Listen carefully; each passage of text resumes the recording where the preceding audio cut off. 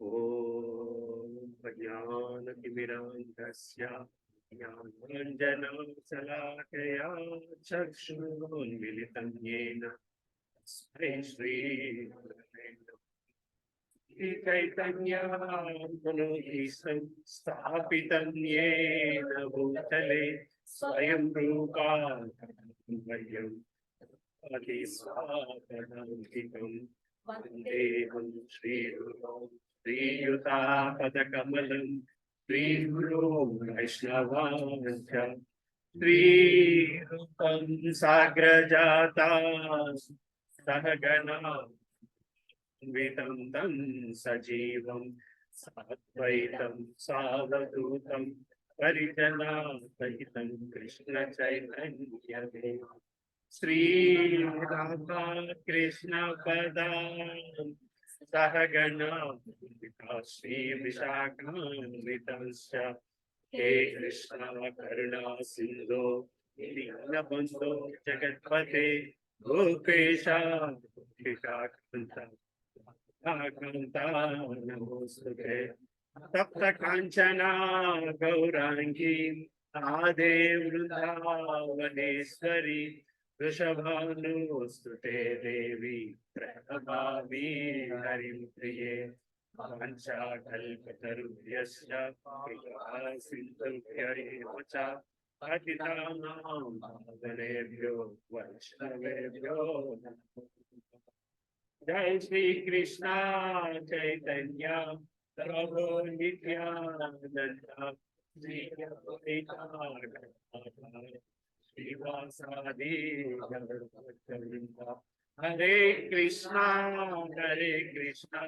कृष्णा कृष्णा हरे हरे हरे राम हरे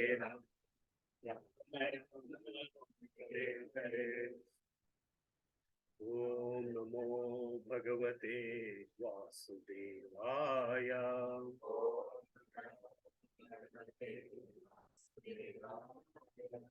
ओम नमो भगवते वासुदेवाय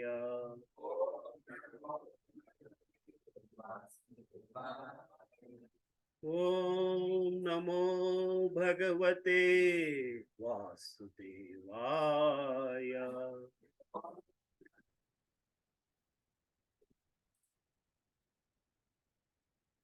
नारायणं नमस्कृत्यं नरं चैव नरोत्तमं देवीं सरस्वतीं व्यासं ततो जयमुदीरये अष्टप्रायेषु भद्रेषु नित्यं भगवत सेवया भगवते उत्तमश्लोके भवती नैष्टिकी कृष्णाय वासुदेवाय देवकी नन्दनाय च गोपकुमाराय गोविन्दाय नमो नमः ॐ महाकन्याय कृष्णप्रेमप्रदायते कृष्णाय कृष्ण चैतन्य मिले गौरकृषे नमः नमः पंकजनाभाय नमः पंकजमालिने नमः पंकजनेत्राय नमस्ते पंकजांग्रये नमो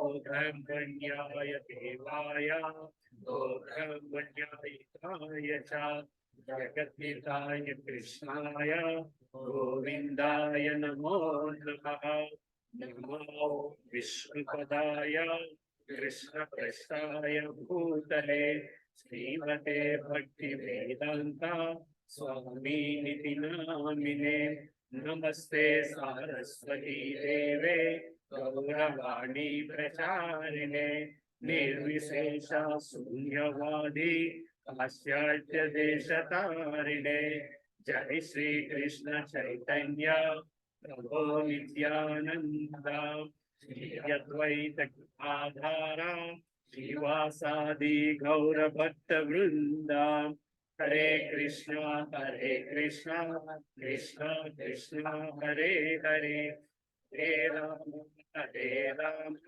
Ram Ram Hare Hare Hare Krishna. With the Siksha Prayers, let's do Siksha Prayers.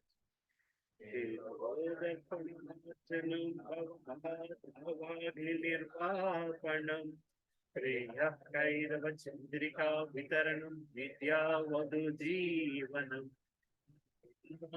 भक्तनं प्रतिपदं पूर्णामृतस्वादनं सर्वात्मा स्मपनं परं विजयते श्रीकृष्ण संकीर्तनम् नाम नामकारी बहुधा निज सर्वशक्तिः तत्र हरिपिता नियमित स्मरणेन एतादृशी तव कृपा भगवान् ममापि दैवम् इदं जनिननुराग तृणादपि सुनीतेन तरोरपि सहिष्णुना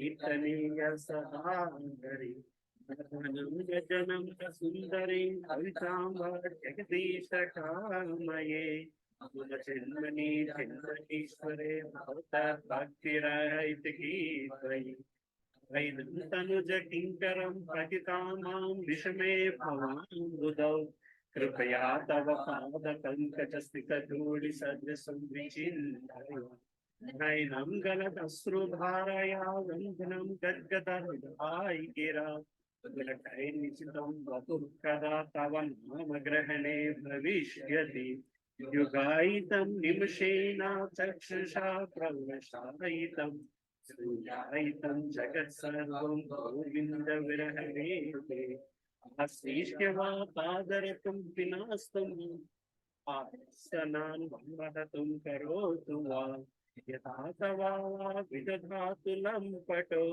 मत्प्राणनादस्तु सेवनापरा हरे Krishna Krishna Krishna Hare Hare Hare Ram Ram Hare Hare Hare Krishna Krishna Krishna Hare Hare Hare Ram Hare Hare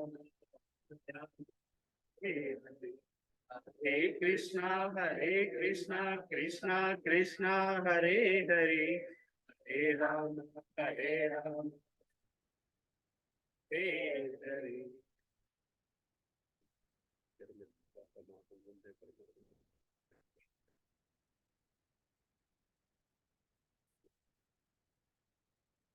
Krishna. Thank you. So when the whole kirtan is going, I was hoping, against hopes, just Leelanand Prabhuji will walk in and take the class. That's the state of mind I'm in today. So if I do something wrong, if I say speak something wrong, please bless me.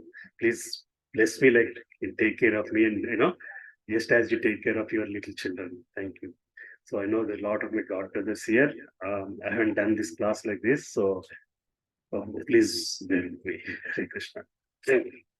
So because yesterday was Shivratri, and because again, these 2 weeks, Prabhuji is not here, and he said one of us should take the class, and then yesterday being Shivratri, Prabhuji suggested why not we talk about Rudra Gita, Shiva Gita rather. How many of you have not heard of this? Shiva Gita, Rudra Gita. Hare Krishna. So Rudra Gita is the conversation between Lord Shiva and Prachin were his children. Right. So this is part of Bhagavatam. In the 4th canto, you get this Rudra Gita. 4th chapter, 4th canto, 24th chapter. Right? So 4th canto is about the creation of 4th order. So when the Brahma creation, the next Manu creation, and like that, this is the creation of 4th order. So how many of you heard of Venu Raju? The story of Venu Raju? No? King Venu. Yeah, King Venu, sorry. Because I'm so used to speaking in Telugu classes, it's Venu Raju. In English, it's King Venu. Right? So, right from King Venu, you heard of him, right? The story of Venu Raju, you know, right?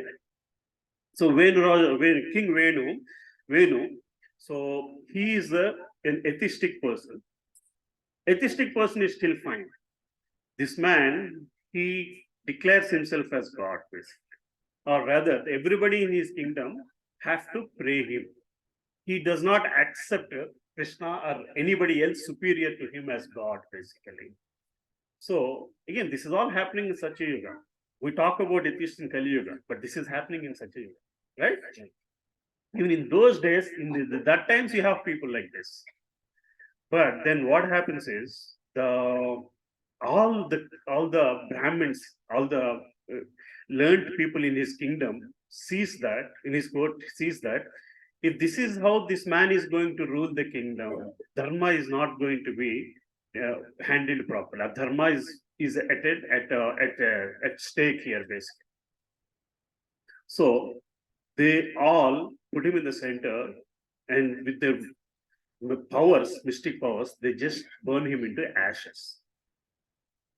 Now the kingdom is without king, right? The kingdom is without king. Then they pray, Lord, and by taking this Venuraja's body, from the body they then Prutu Maharaj, right? King Prutu, right? King Prutu is born. King Prutu along with his consort, his wife, both of them comes. As Prutu is considered as one of the avatars of God.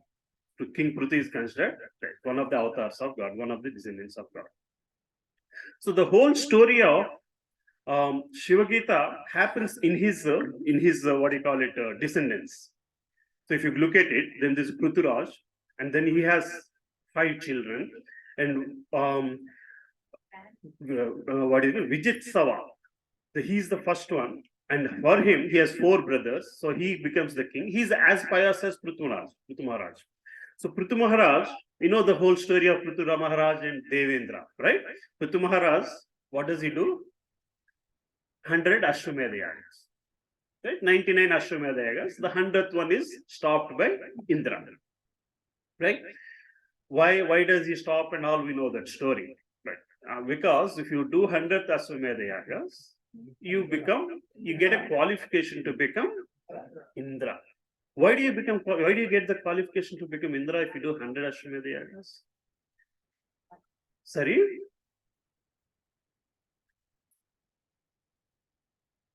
Anybody? You can enjoy that position. Okay, but why Ashwamedha Yaga gives you qualification to move to a higher state? And that much pious activities which can give us so much sense enjoyment. I didn't understand. How is Ashwamedha Yaga got to do pious activities? Considered as most difficult yaga of all the yagas. Okay. That's the reason gets to that level and gives that position for like that. Okay. So horse runs every day. So there is Rajasvi Yaga and Ashwamedha Yaga. What is the difference? Rajasvi yaga towards God. Rajasvi Yagas towards God. Okay. Yeah. We are offering to God. Okay. And Ashwamedha yaga is for the sense enjoyment part. If you are a sense enjoyment part, how do you get qualification to become Indra? So no. How can somebody wants to enjoy? No. In Ashwamedha Yaga, what happens is, whenever the place does purpose, Yes. that place is sponsored by the person who is doing the yaga. Yes. Otherwise, it's like he's defeated. That's what it means. Conquering the enemies. Conquering the king. I think the 100 goes with them. That's fine. The 100th number is a different story, but the basic difference, let's start with a little bit. Ashwamedha, Rajasvi Yaga. So Rajasvi Yaga, Dharmaraj did Rajasvi Yaga. He invited. It does not mean everybody has to come, right? But everybody came. And then there's Agra Puja, Sri Krishna got Agra Puja and all this. So when you do an Rajasvi Yaga, the other rulers, Samantas, are now want to be part of Dharmaraj's kingdom. They want to be ruled by Dharmaraj. It is Dharmaraj accepting the karma of those Rajas. Dharmaraj taking the responsibility of making those kingdoms dharmic kingdoms. Otherwise, this is not sense enjoyment. This is not about paying taxes. This is not about occupation. This is about responsibility of the souls of that kingdom. That is Rajasvi Yaga. Now, Rajasvi Yaga has, there is some human intervention. king is Raja, who's decided to give Rajasvi Yaga, is sending the invitation, and the person is accepting or not. And the Samandrajas wait for Dharmaraja's invitation. Now they be like, happily they want to be part of somebody who's going to take care of my dharma, our dharma. It's like somebody, you see what I'm saying, Prabhuji? It is not about expanding of the law. Now, Aswamedha Yaga is even greater because it is driven by something animal, basically. So even there's no human intervention, the Aswam goes, then the king, not even knowing which kingdom it goes, is now accepting the dharma or accepting the karma of that land. If you are able to come to a point where you are able to accept the karma of another land, then it's not about entertainment or enjoyment. The piosity of that person gives you that elevation that you could one day become Indra. So the qualification of Indra has to be that purified leader as a king, because you are now going to rule a bigger place. See, king is only ruling a small place in materialistic world, whereas Indra is ruling a bigger planetary system. You see point, Prabhu? So the Ashwamedha Yaga becomes even powerful, right? It's about basically expansion of dharma. So Prithu Maharaj and Indra, that story happened, and then Mahavishnu comes. Prithu Maharaj says, Mahavishnu, again, with that conflict management of Indra and Prithu, we talked about it in one of the classes. So Prithu Maharaj was told, you don't have to do this so much because you're already a great pious person. So Prithu Maharaj finishes that, and then he comes back to his kingdom, and he's given a very great welcoming thing. And after that, if you look at the story of Prithu Maharaj, he spends rest of his life only for dharma. He tells the people, he spends rest of his life how to be dharmic. The only reason why to be dharmic is to go back to Godhead. That's what the Aswamedha Yagas are, the Rajasvi Yagas are really meant for. Then Prithu Maharaj's son, he is also equally pious person, and his son, he's got two wives, and the first three are his first wife's children, and this Hurindana, he's the second wife's children, and he's got his son Barihi or Prachina Barihi. He's known as Prachina Barihi. Now Prachina Barihi has 10 Prachetas. They're called Prachetas, right? So the whole discussion is between Lord Shiva and Prachetas. That is what Shiva Gita is. Now, Prachina Barihi calls his 10 children, they're little children really. He tells them to go and do some tapas and come back before becoming king. That is a very interesting concept in itself, right? To the kids are asked to go do tapas and come back. You know why? Because this must have been discussed in a lot of other classes actually. Why do children are asked to? Yes, Prabhu. Sir, mundu ఏమని కదులుతుందా? Sir. So at an younger age, they were asked to see the 4 varnashrama dharmas, right?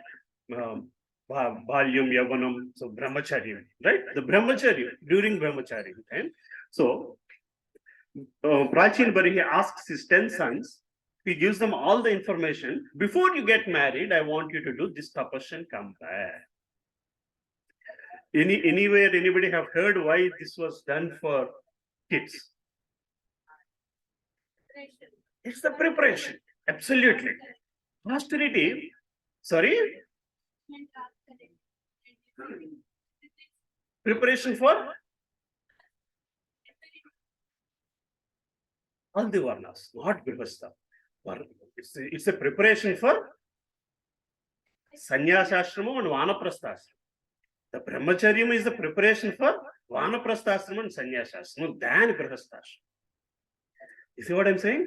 So the kids were asked to go and understand this austerity. If you don't do that, they are not ready to do Vanaprastha Sannyasashrama. That is the basic problem today. From very little age, we are giving them, all kinds of gadgets. And if you ask them to leave, it will not come. See, as age progresses, our senses are even resistance to learn new things. And if you don't tune it at an early age, then you cannot follow the Vanaprastha Sannyasashram properly. For that reason, kings would send their children to Brahmacharya ashram. That's the only fundamental reason. Until you get to that, it's just written like that in the purports of Prabhupada. Until you do that, they are not ready. So Prachina Barhi, then he knows this king, these children will become kings. Then if they become kings, before they get used to the, what do you call it, all the luxuries of kingdom, they have to understand the austerity, because one day the kingdom will not be theirs, because the journey of their journey has to end up in Vanaprastha and Sannyas ashram, because that's only what will take them back to the Godhead.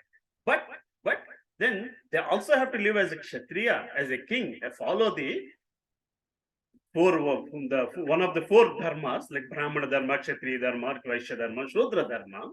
So the Karmakanda has to happen because of their position, role, responsibility as human being. But they have to also go through this process for self-realization and for their own purpose. That's the balance. Right, Prabhu? So before you enter into Karmakanda, you have to go through this austerity. For that reason, all these 10 prachetas were sent to go and do some tapas and come back before you can occupy the opulences of kingdom. Only then you will know how to do your job without attachment. If that is not taught, you are caught in the materialistic attachment life, and you never can withdraw yourself towards the spiritual journey. This is the practical thing we have to get out of this session, basically, these sessions, basically. And practically, if you look at current data, 13 years after that, they're not yours. After 13, the formation is over.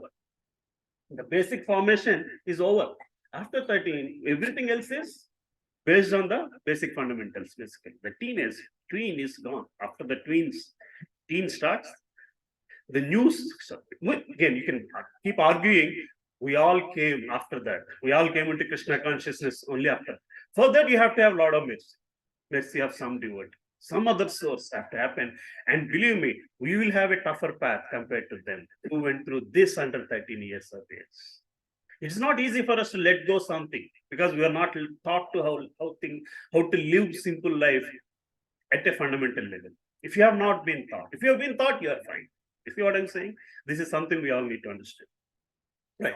So these 10 prachetas will meet Lord Shiva, and then there is the discussion. So this chapter has like 79 shlokas. So the first 15 shlokas just explain the lineage of Prithu Maharaj. And then the 16 to 32 prachetas meeting Lord Shiva, and 33 to 68 is the Rudra Gita. It's called Rudra Gita. This is Lord Shiva's preachings to these 10 prachetas. And then how to chant Rudra Gita and Phalashruti at the last 10 shlokas. See, let's get through some of them basically. Again, if you look at it, then the 16 to 32 shlokas, here again, first 2 shlokas is what Vidura questions. Vidura is now questioning, how did this conversation even happen? Why would somebody question this? How would this conversation between Lord Shiva and Prachetas even happen? Because very rarely you would see in Bhagavatam conversations between Shiva and anybody. Right? Yes, sir. No, there are not so many conversations. And on top of it, if you go back to our Puranas, the conversations between Shiva is always with the Asuras. You have Ravanasura getting blessing, Bhasmasura getting his blessing, and all those. Prachetas are not even Asuras. How did even these two people meet? What is the source? You see what I'm saying? Why am I saying this? These are all to understand the Shiva Tattva. You see what I'm saying? The Shiva Tattva and Vishnu Tattva are two different aspects. See, if you look at normally also, the Shiva devotees are normally very rich in materialistic. Shiva devotees are normally very rich. You don't see any Shiva devotee attaining mukti. Historically, if you see any Shiva devotee who is got blessings of Shiva versus blessings of Mahavishnu or Krishna. You see anything, if you compare two of the such devotees, you'll see clearly difference. All the Ravanasura, Bhasmasura, or any of these Rakshasas were actually, they go after Shiva. It's easier to get Shiva's darshan. And then what they ask are materialistic desires. So Shiva Bhakti normally is about materialistic desire, and Vishnu Bhakti is about Mukti Marga. So how did this meeting even happen between Shiva and Prachetas? Why would Shiva come? Again, fourth canto to some extent is about blessings of devotees to make other devotees. Like how Dhruva became a devotee by Narada, that's what the fourth canto starts. How Prithu Maharaj was given the blessings by Mahavishnu. Like that, it's all about devotees meeting devotees to make them devotees. In this case, it's Mahavishnu is a devotee, I mean, Shiva is the devotee of Mahavishnu. He meets Prachetas to give them the knowledge. Right? So then the next 19 to 23 slokas are description of the lake where Prachetas went to perform austerities. So as Prachetas are going towards the north, towards the Himalayas to do some tapas, they come across a lake. So this lake is considered, I mean, this lake is very calm, very peaceful. There is music around it. All the birds are making music.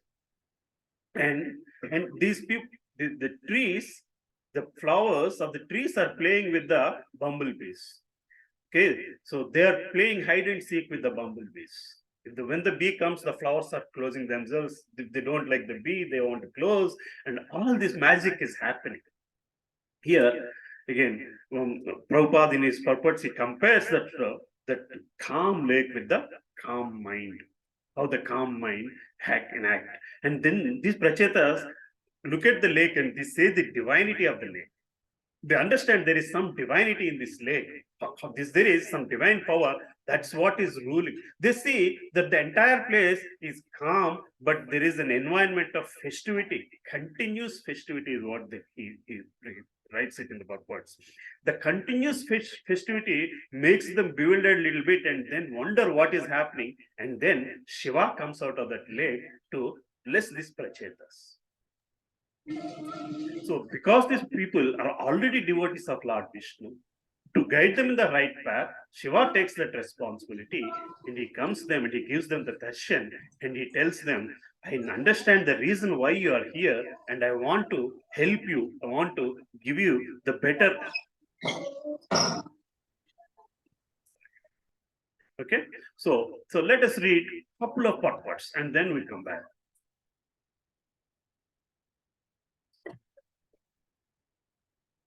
I hope I have it open.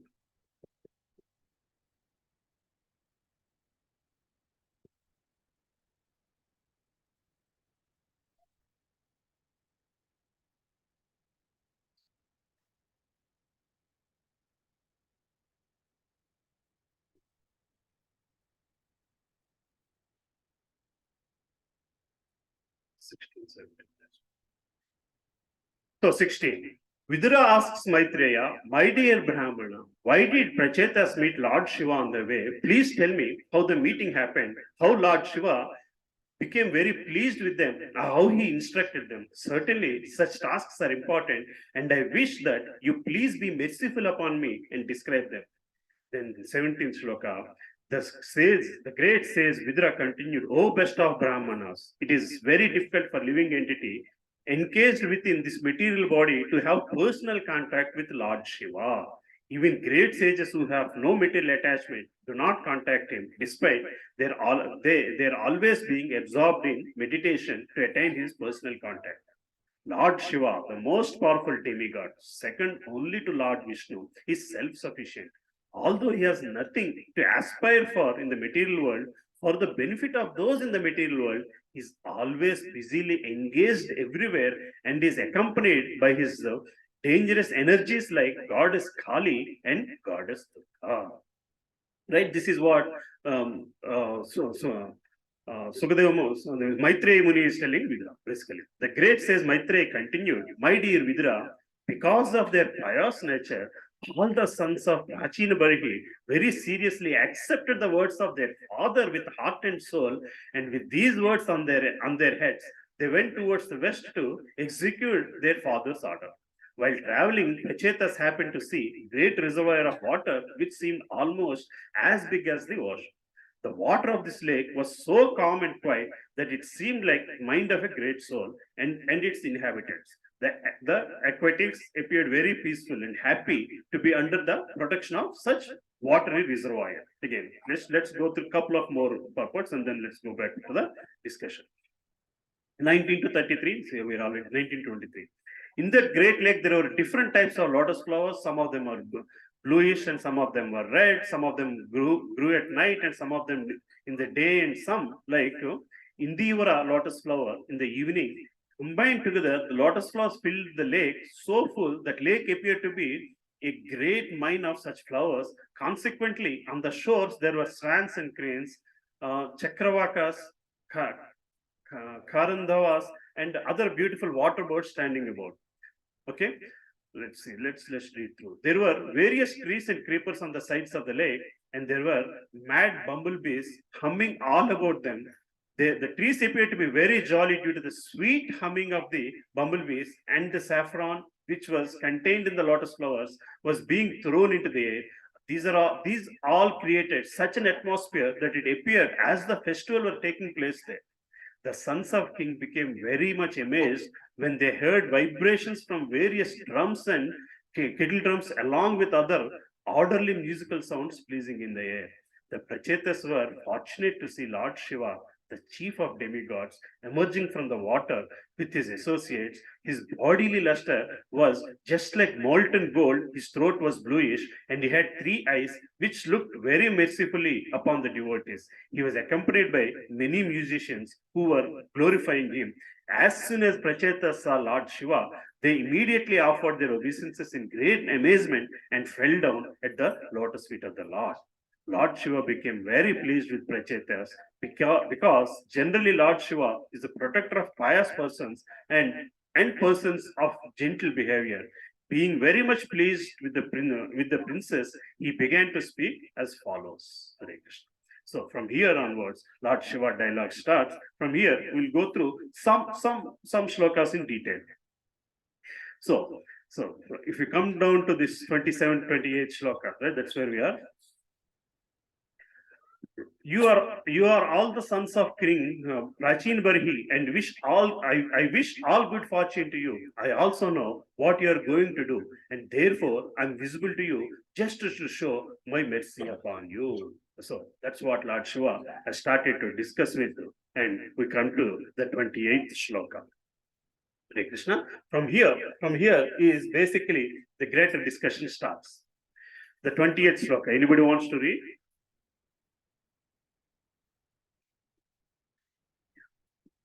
Param Brahmasa Sakshat Triguna Jiva Ginata Datat Bhagavantam Vasudevam Prapannasa Priyogime. Hare Krishna. So, Ya Param Raham Saha Sakshat Triguna Jiva Sanjitat Bhagavantam Vasudeva Prasannapa Priyogime. Lord Shiva continued, any person who is surrendered to the Supreme Personality of Godhead, Krishna, the controller of everything, material nature, as well as the living entity, is actually very dear to me. So we have a shloka in Bhagavad Gita also, they talk about Vasudeva, right? Vasudeva. Which shloka? Vasudeva Sarvamitu. Bahunam Janmanamante Jnanavan Mam Prabhatyate. Vasudeva Sarvamitu. So this is first, again we'll see the Vasudeva reference in Bhagavad, right? Krishna, Lord Shiva is saying Vasudeva, Bhagavantam Vasudeva. He is the Lord, he is the Supreme Personality of Godhead. Shiva is calling Vasudeva Bhagavantam. Right? So that should clear out any kind of clarification. Right? So in Bhagavad Gita also Lord says the same thing. Vasudeva Sarvamitam. Jnanavan Mam Prapadyate. Only those people who have, after many births, they will understand Vasudeva Sarvamitam. Again, some Mahatma Sudurlabha. It's very rare. Such a soul is great, soul is very rare. Here with not such difficulty, Shiva is directly declaring Bhagavantam Vasudevam.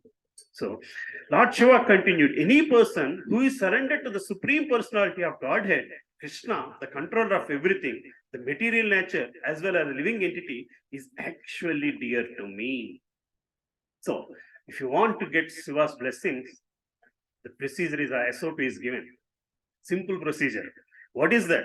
What is that? You have to surrender to the Lord, Supreme Personality of Godhead, the controller of everything. He is the controller of material world and spiritual world. Right? So, who is the leader for the material world? So, again, you have the spiritual world, then the material world, and then Tatastha Shakti. That is the intermediate energy of God. The superior energy, the materialistic energies. Shiva's position is in the intermediate energy of the intermediate energy is where Shiva Loka is. So honestly, if you read these 10 shlokas of Bhagavatam, you'll understand the entire chart. The chart that is there. That is what it all describes basically.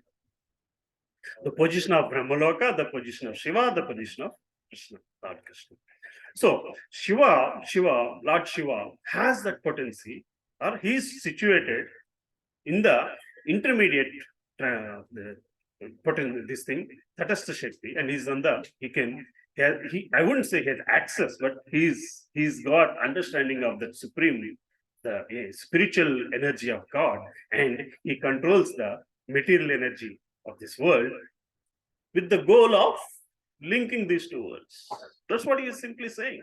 Any person who is surrendered to the Supreme Personality of Godhead, Krishna, the controller of everything, the material nature, as well as the living entity, is actually very dear to me.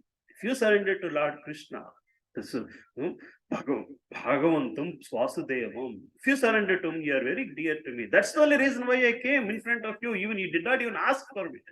You did not ask for it. I just came because I know you have surrendered to the Supreme Personality of Godhead. So that easy is to get to Shiva's mercy. And what does Shiva's mercy do us?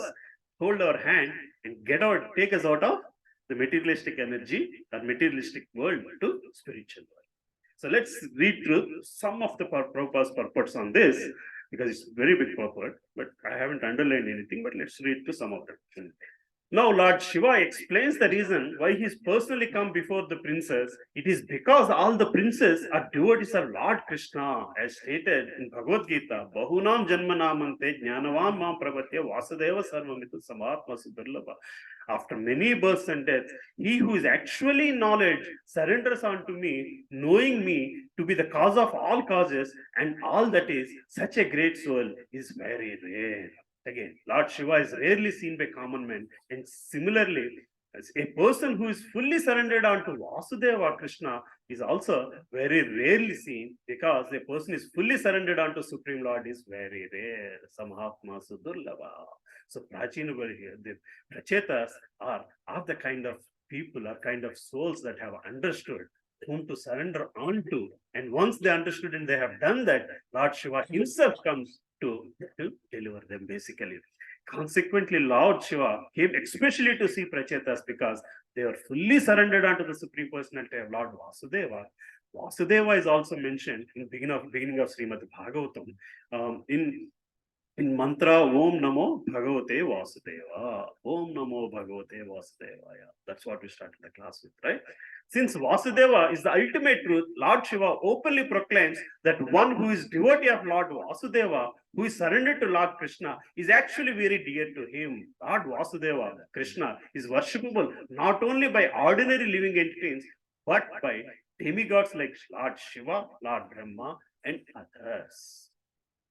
See, even Krishna is worshipped by Lord Brahma and Lord Shiva, Varuna, Indra, Chandra, and all other demigods. See, again here, Prabhupada puts Lord Shiva as demigod. So we should understand that. So Brahma is a demigod, Indra is a demigod, and Lord, see in the purpose, Prabhupada is clearly saying demigods like Lord. So that should clear out a lot of our confusion. But at the same time, at places he will be considered as an expansion of Mahavishnu. And at some places you will see even Mahavishnu as a demigod. the uppermost or highermost demigod, basically. So apart from Krishna, anybody else, you have to take their help to reach Krishna. Right? So then they have their different potencies, different potential, their different stages, and all that stuff.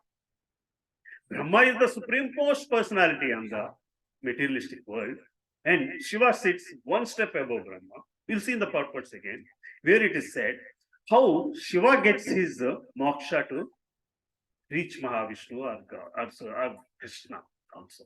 And we'll see how Brahma gets that. We'll see those also in the purports. Anyway, we'll go further. So where it is written, what is the qualification to become each of these entities? Similarly, all the demigods are also trying to find out who is actually surrendered to Lord Vasudeva, because the Prachetas, princes, were surrendered to Vasudeva. Lord Shiva willingly came forth to see them. So we can go further. Again, by endeavoring to dominate material nature, the living entity simply struggles hard for existence. Indeed, he struggles so hard, he enjoys himself that he cannot even enjoy the material resources. Thus, he is sometimes called Prakriti or Jiva, for he is situated in marginal potency. This again for sure. When the living entity is covered with the three modes of material nature, he is called Jiva, Samanjita. There are two kinds of living entities. One is called Shara and the Akshara.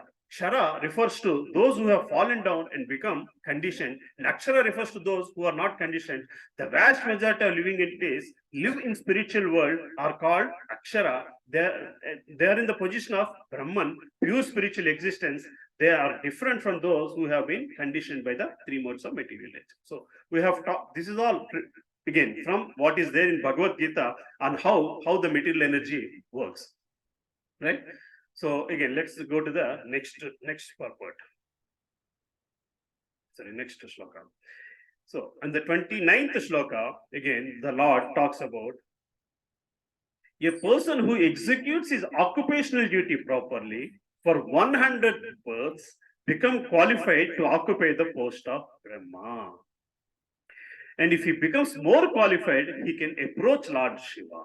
A person who is directly surrendered to Lord Krishna or Vishnu in unalloyed devotional service is immediately promoted to the spiritual planets. Lord Shiva and other demigods attain these planets after the destruction of this material world. So Lord Shiva himself is saying the qualification to become Brahma. The Brahma, we know, is come from Mahavishnu's navel. He came from Mahavishnu's navel in the lotus flower, and then he gets all the knowledge from Mahavishnu. But to be that in that position, also this is the qualification. 100 births that you have done your occupational duty properly. See, not one birth, 100 births you have to do your occupational duty as per dharma, as per the dharma that is laid out by Lord in Vedas. If you are a Kshatriya, you have to follow Kshatriya dharma. If you are a Brahman, you have to follow Brahman dharma. Like that, if you have followed 100 lifetimes properly, duty properly. What is duty properly means? What is doing the duty properly means? Undeviated. Sorry, Prabhu? Undeviated. Undeviated from Prescribed. prescribed dharma. So what is that prescribed dharma? With the only one goal, that understanding Lord Krishna is the supreme personality of Godhead, and my being in this body is to serve him as per dharma. Nothing else should be of any interest to you. Nothing else should be any interest. You see what I'm saying? Zero interest of anything. That is when you get qualified to be Brahma. Otherwise, if you have some other interest and if you are in Brahma seat, you will only misuse your power. With little power, with little power, you will misuse it, right? You are not a police constable, you are given a small responsibility of taking care of a traffic junction. And you will suddenly see somebody that you know, immediately will give him way for. Right? That is misuse of power. That is the sheer misuse of power. Yes or no? as a man, if your child says something, even before judgment, you'll first shout at him. That's misuse of power. That is simply misuse of power. In that action, where is Krishna? If there is no Krishna in there, then it's simply misuse of power. So if you're just misusing your constitutional position for something else, you are not qualified for it. Why are we doing it? Because of the three modes of material nature, right? And the karma that we have chosen to do, and then the desire that is becoming more than needed, right? That desire that is turning into unattainable desire, then that unattainable desire is turning into kama, krodha, lobha, and then it becomes uncontrolled mind. Then, so a person who is doing his occupational duty properly for 100 births becomes qualified to occupy the post of Brahma. He's only qualified, it does not become automatically Brahma. Right? After that, again, probably there is competition there also. Right? And if he becomes more qualified, he can approach Lord Shiva. So what is the more qualification? You have total understanding, control of, are not connected to, are not getting attached to materialistic world and still live in materialistic world and be able to connect it to spiritual world. So in the further we will see how Lord Shiva talks about time factor, what time factor does to materialistic world versus spiritual world, right? We all know time factor. We all talk about Bhagavad Gita means you have to understand these five acts as five components. What are those five components? Kala, Ishvara, Jiva, Prakriti, Bhagavan. Right? Prakriti, Ishvara is Bhagavan, Prakriti and Karma. Ishvara is Bhagavan. So, did anybody ever thought of how is Kala aspect talked about in Bhagavad Gita? No? Kala is Krishna. Right, okay. Kala is Krishna, but how is Kala aspect? See, Atma means whole second chapter talks about Atma. So we understand. Paramatma also we understand because Vasudeva Sarvavidya. He clearly explained that. I am Kala. Okay. Is that the understanding of Kala from Bhagavad Gita? Or is there more than that? In Vishwarupa, Bhagavan shows his Kala Rupa. You have to elaborate a little bit for me, Prabhu. I'm not so clear on that concept. He showed his Kala Rupa as well, while he showed this Vishwarupa. What is Kala Rupa means? Every living entity, the battlefield is getting into his mouth and then destroying all everyone. That's right. That's right. So is that why we say from Bhagavad Gita we have to understand Kala?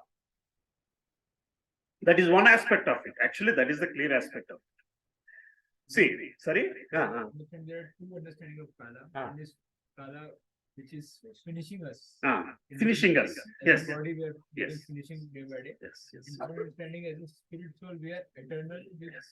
Na Anyate Anya Manasya. So it is Ajanitya Shashvata. So That's there are right. two aspects of Kala. Perfect. One is temporary and one is permanent. Nice. What is temporary? What is permanent? Like material world Is temporary. That is the aspect of Kala we need to get from Bhagavad. In the materialistic world, everything deteriorates with time. In the materialistic world, everything deteriorates with time. So, as a human being, as somebody living in materialistic world, you have both the things, access to materialistic and spirituality. Right? We have access to spiritual world. We have the free will to live spiritual aspects of life, right? But with the time, anything that deteriorates is materialistic, anything that progresses is spiritual. Only spiritual will progress. That has no time dimension. Leela Prabhu also a lot of times he says material spiritual world does not have time dimension. So I always never understood that. But after reading this chapter, it gave me a little bit of insight on it. So the spiritual world, the time factor only makes it better. Materialistic world, time factor makes everything deteriorate. right? So the more we are understanding that aspect, then we are able to get into the spiritual world. That is what all Shiva Tattva is. The Tatastha Shakti, or the intermediate position of Shiva world is.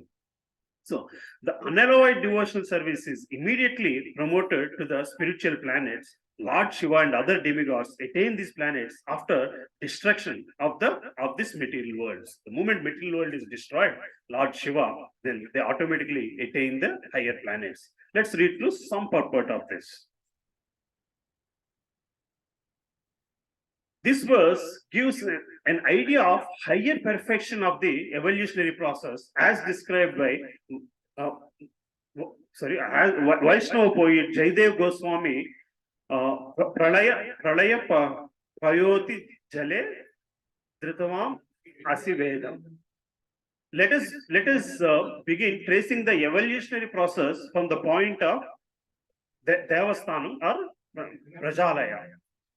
When the whole devastation of Prajalaya, when the whole universe is filled with water, at the time there are many fishes and other aquatics, and from these aquatics evolve creepers, trees, etc. From these insects and replicates evolve, reptiles evolve, and from these birds, beasts, and other human beings, and finally civilized human beings. It actually looked like Darwin theory to me for a moment.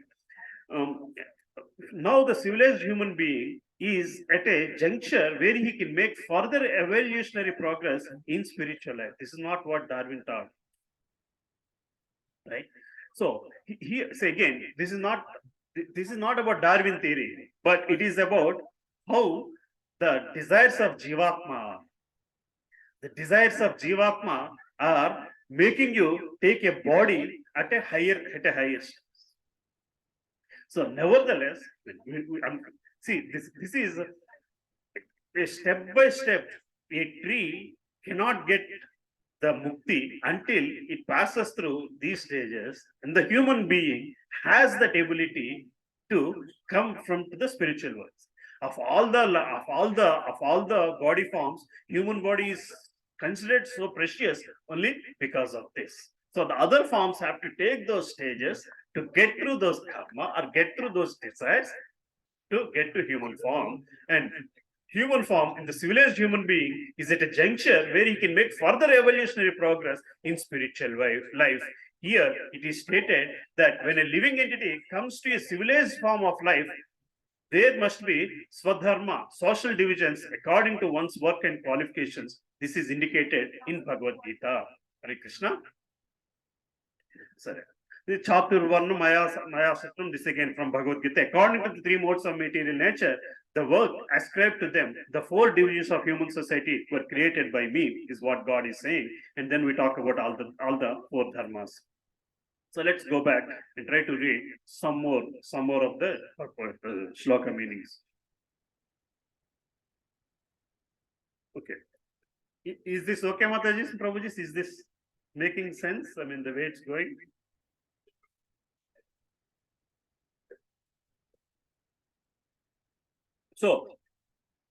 So from 30 to 33 shlokas, what is Shiva speaking about? Let's see. 30 to 33 shlokas. Okay, we don't have it here. Okay.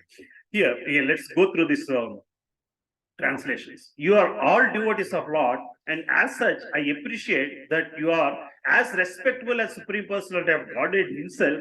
I know in this way the devotees also respect me and that I am dear to them. Thus, no one can be as dear to the devotees as I am.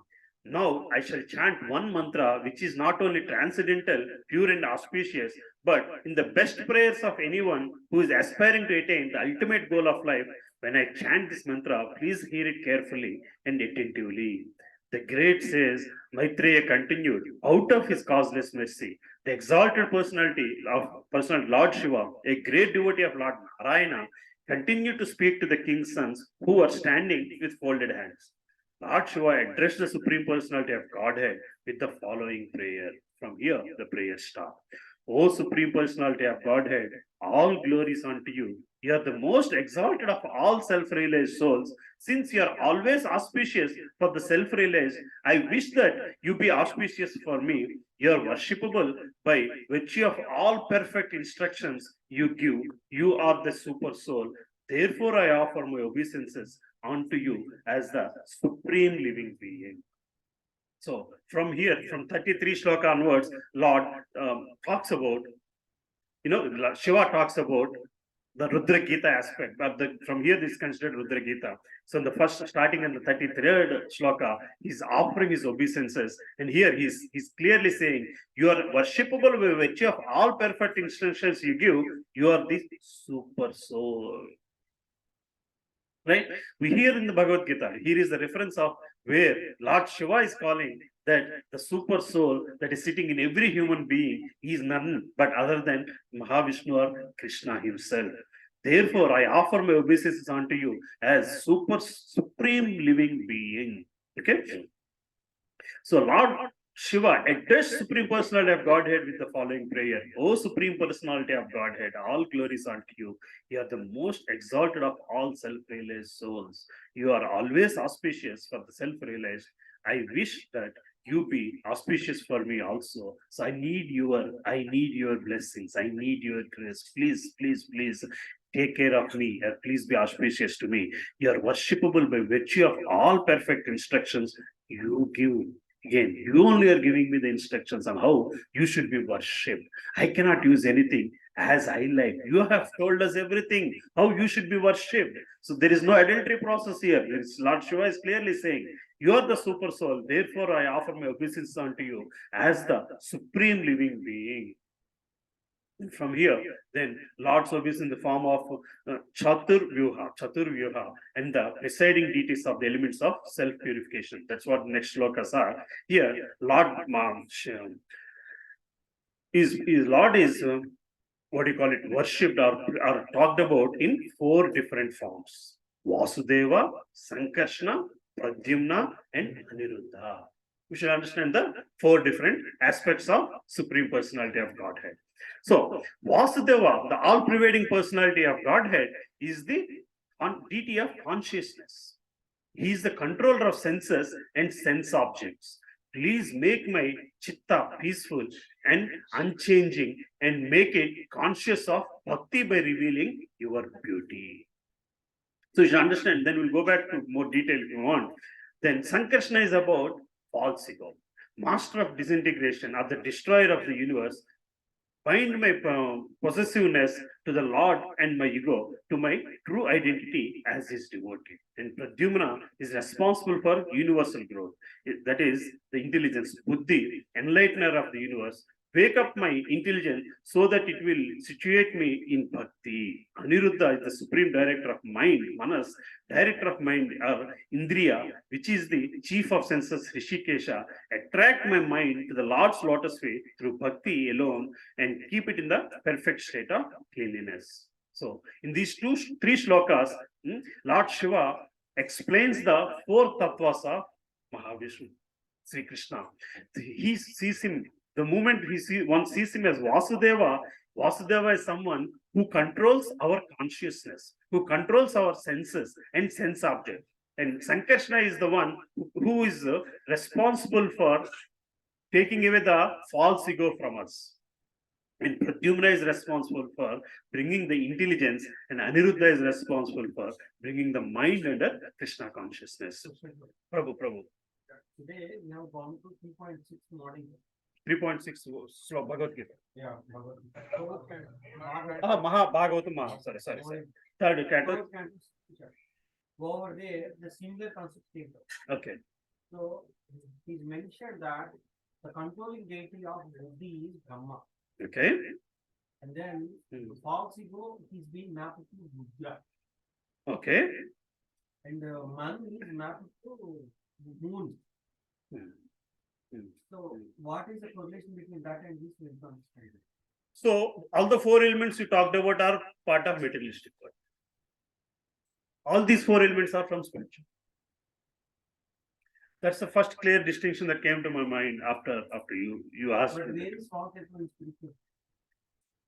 Yes. Where is false ego in spiritual world? So it's not for, so again, these are not for about, what do you call it, elements of spiritual world. All these are elements of materialistic world only. See, consciousness, buddhi, intelligence, mind, these are part of your subtle body. They're all part of materialistic world only. But the controller of these things from spiritual world, the controller of these things within materialistic world is what I think. I don't know, somebody can help me here, basically. The four elements you talked about, Brahma, Rudra, Indra, Moon, Soma. Right? Moon is what you said. Moon. Moon is Soma. Soma is moon. Okay. So all this moon is controlled mind. Okay. Moon is a planetary position. You don't have a planetary position for Aniruddha. Right? To see your horoscope, you talk about things within the materialistic. You talk about the position of moon. I don't know if you talk about position of Indra in it. Indra also did. They put Prabhu in the horoscopes. They look. Indra hands. Sorry, Prabhu. Hands. I don't know. Our hands. Okay. He's been mentioned as our hands also has a deity. Okay. The controller of hands would be Indra. Indra. Okay. So these things are at a higher level, is what I feel.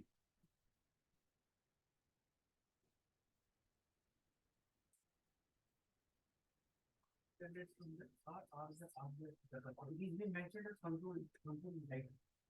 Controlling deity. For example, it is also mentioned over there. Okay, for eyes. Give me some. Okay. Like that, it's clearly mentioned. So the 36th sloka talks about that. Surya is for deity of eye. Sorry, Prabhu. The Soma is the deity of mind. This is what you are saying, right? Yes. So this is the next. Lord Shiva talks about this next within the materialistic world. So for us, controlling is from both spiritual as well as material. Controlling is both in the spiritual world and materialistic. From. So see, these are influencing parameters, influencing people, moon and stuff. These are, I would say, controllers. What's the difference? One is actually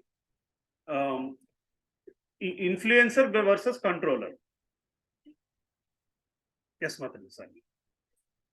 I can't understand. I need subtitles.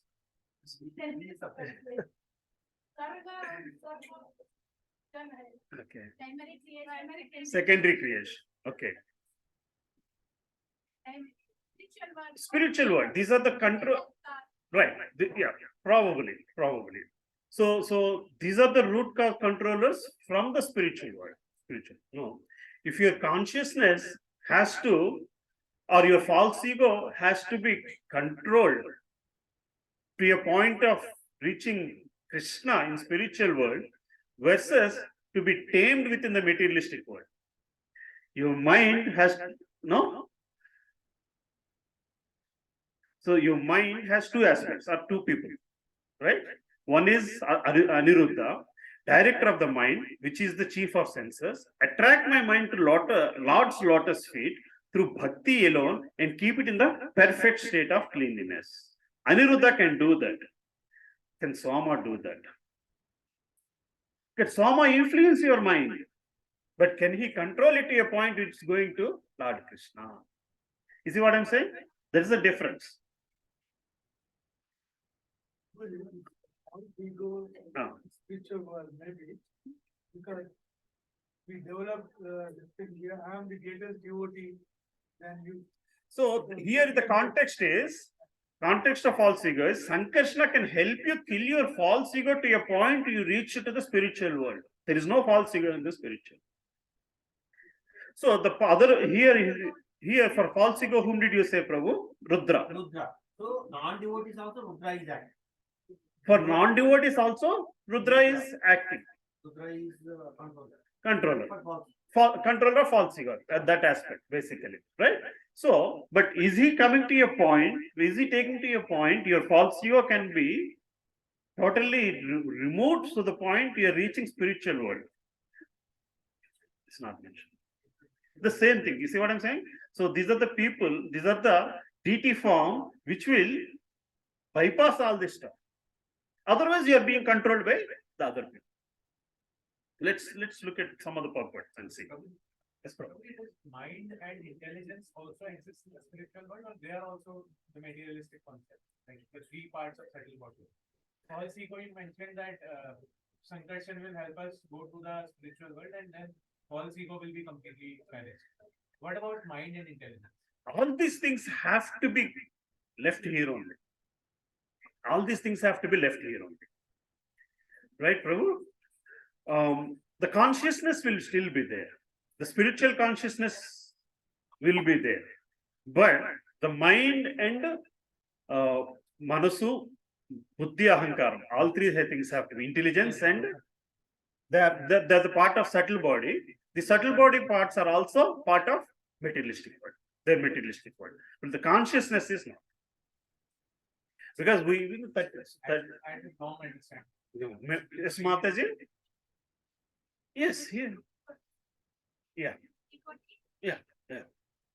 I had this wrong understanding that mind and intelligence also they play a part in spiritual. No, no. It's not purified state, but they still are there. I don't know. I don't think so. Because all three of them are part of materialistic world. They are the part of subtle body, but they are part of materialistic world. They influence. Yeah, this is the 13th chapter, Kshetra Kshetrajna, very clearly explains all this stuff basically. Yes, sorry. My understanding is that only after the subtle body is crossed, only you are eligible to go to the spiritual plan. If the subtle body travels from one life to the other life, that carries the intelligence, desires, unfulfilled desires, and I think impressions, everything subtle body carries. The second perspective, please correct me. In the second perspective is the intelligence, because subtle body intelligence is a part of subtle body. I think that subtle body, when it gets, I don't know whether field is the right word. The subtle body is on.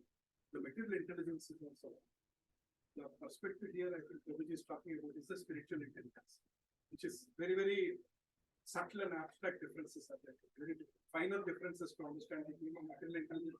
Material intelligence is all built with the logic.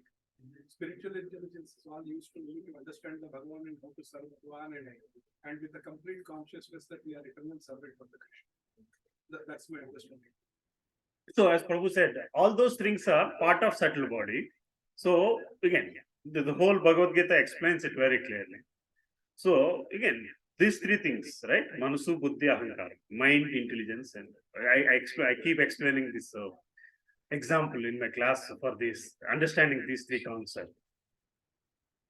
So, when you're at a traffic signal, I give this example. I don't know if I gave you this example. You heard that or not? So when you're at a traffic signal, you're getting there and the red light came, the green turned to red light. So now what do you want to do? You want to move or go or stay there? Try to budge that. You try to budge that. See, the mind is saying, let's move. The body organs, the indriyas are saying, let's get moving. The intelligence is saying, it's not the best thing to do. Right? It's not the best thing to do. If you let the intelligence start talking, if you don't let the intelligence start talking, if you don't surrender, put application to intelligence to validate the thoughts of mind, the mind is saying, move on. And then the Ahankara is saying, I know that police officer, it's okay. You see what I'm saying? That is what Ahankara is saying. I know that police officer, let's move on. See, if that is what ego can override what intelligence is thinking, intelligence can override what mind is thinking. Then mind is actually being controlled by the other desires, the speed and the things, the let's move and all these desires are the materialistic, are the desires coming from indriyas, right? What happens is, these desires if you build on, when the body dies, when the body leaves, so you have the desire, today you have a desire to eat a rasgulla or gulab jam, then the desire has come, then mind will say, okay, where is gulab jam? The mind, it's there in the fridge. Then the legs and hands help you walk there, get it, put it on the tongue enjoys and Gives the feedback to mind. Good. If you apply it to intelligence, intelligence might say you already ate too many, or your numbers are on the border. It's not the right thing to do. Super ego will say, I have my insulin. Let me have it. See what I see. Okay. So now the relation between body organs, karmendriya, indriya. Indriya, karmendriya. Karmendriya means hand, leg, and all that stuff. The things with which you are doing. Is actually there is a relation between them and mind. When you are dead, when these things are, the mind is still asking you to eat gulab jam. But body is saying, my duty is over. I cannot do anything. I cannot move now. My hands and legs are not supporting me to move to the refrigerator. Then the soul is ready to leave the body, but the desire to gulab jam is still there. Then it takes the body that gives access to gulab jam, and that can be ant or something else, fly or something. So the desire of gulab jam will take you to another body that can actually say, then the mind intelligence is saying, yes, that's the best thing to do because your desire to gulab jam is there. And ego is saying, well, there's nothing wrong with it. It can satisfy your desire to gulab jam very easily. So if our intelligence level, our thinking level, our conscious level are left at that stage, that is how they're transferred from one body to another. Unless we get out of that, unless we understand that, and we cannot do it on our own. Until you submit your surrender, your consciousness to Lord Krishna, these things doesn't happen. Right? So anyway, so that consciousness is from the higher world, basically. Sorry, I think we got a little bit distracted there. 33rd, 34th shloka. My Lord, you are the origin of the creation by virtue of the lotus flower which sprouts from your navel. You are the supreme controller of the senses and the sense objects, and you are also all-pervading Vasudeva. You are most peaceful, and because of your self-illuminated existence, you are not disturbed by the 6 kinds of transformations. What are the 6 kinds of transformations? Sorry, Mataji. There are 6? Are there 6? I don't remember. Sorry? Yeah. So here he talks about the 6 factors that are binding you to materialistic world. I think somewhere I've seen them. The basic desires, the hunger. So that is what actually is making you move. Okay, let's try to read through the purport a little bit. Can somebody help me read through the purport? The Lord, as Garbhodakshaya Vishnu, lies in the ocean of Garbha within this universe, and from his navel the lotus flower sprouts. Lord Brahma is generated from that lotus flower, and from Lord Brahma the creation of this material world begins. As such, the Supreme Personality of Godhead, Garbhodakshaya Vishnu, is the origin of material senses and sense objects.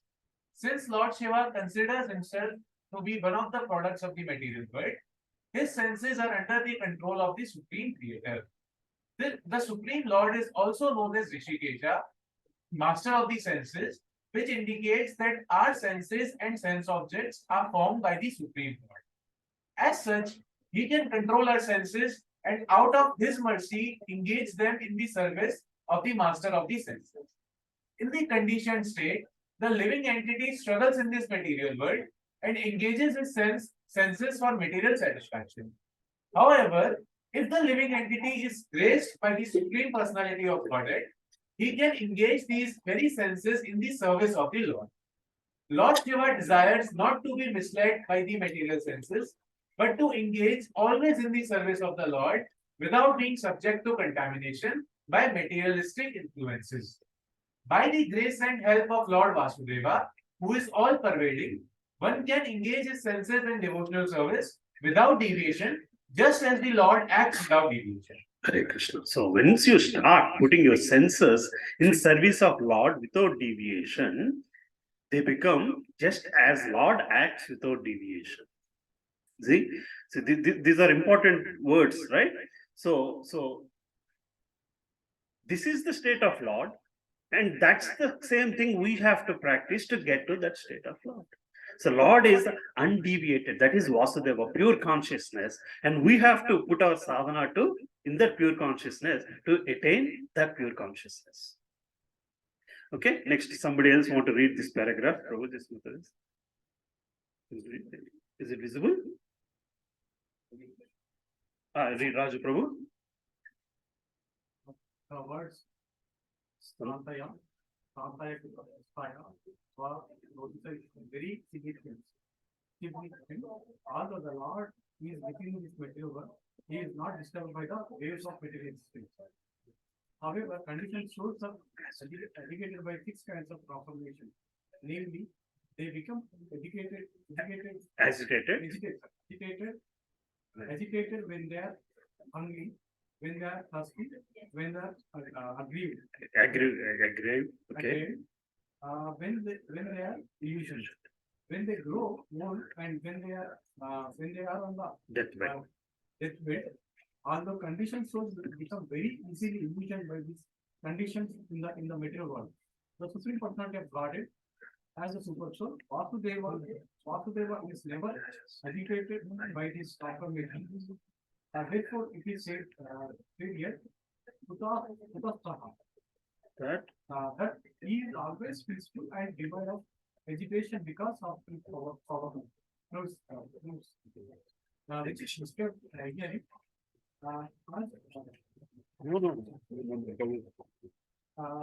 For indicating that he is illuminated by his own transcendental force. In other words, the individual soul, although within the illumination of the Supreme, sometimes fall down from the illumination because of his tiny position. And when he falls down, he enters into the material conditioning. The Lord, however, is not subject to such conditioning. Therefore, he is described as self-illuminated. Consequently, any condition flow within the material universe can remain completely perfect when it is under the protection of Vasudeva, or when it is engaged in devotion. Hare Krishna. So here, Lord Shiva says, "My Lord, you are the origin of the creation by virtue of the lotus flower which sprouts from your navel. You are the supreme controller of the senses and the sense objects. You are also the all-pervading Vasudeva. You are most peaceful, and because of your self-illuminated existence, you are not disturbed by the 6 kinds of transformations." So here, Lord Shiva is starting to explain the position of Supreme Personality of Godhead to the devotees.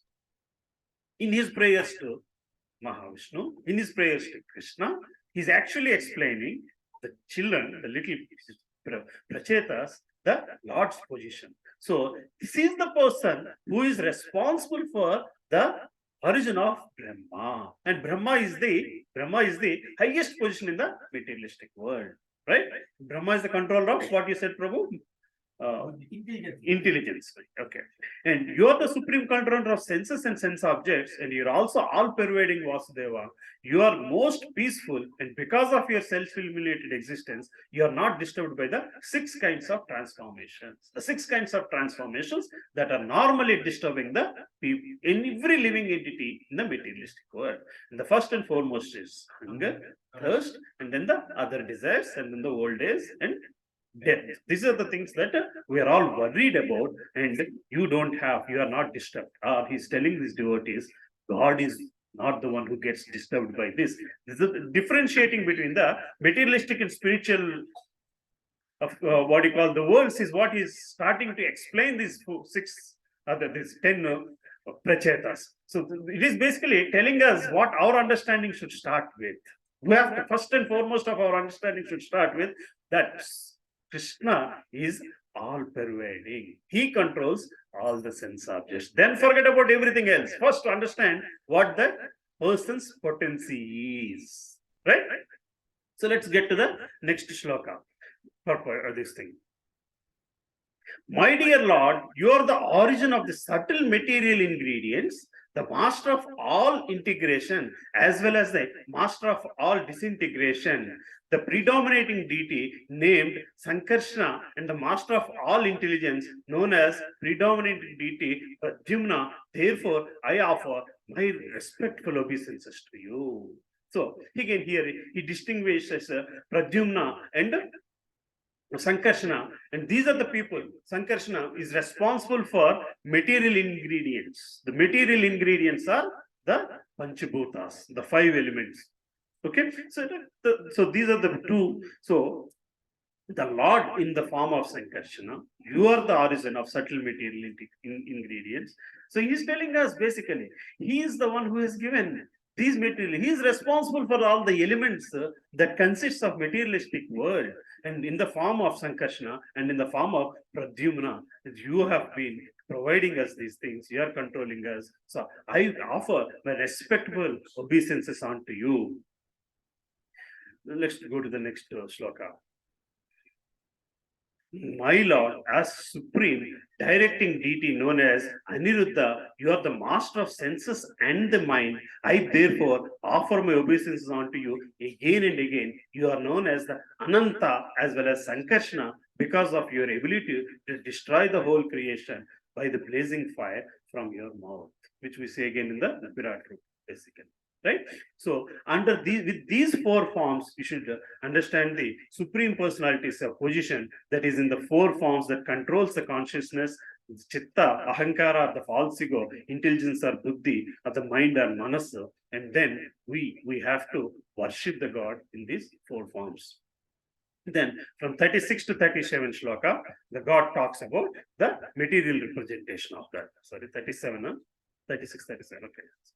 My Lord, Aniruddha, you are the authority by which the doors of the higher planetary system and liberation are opened.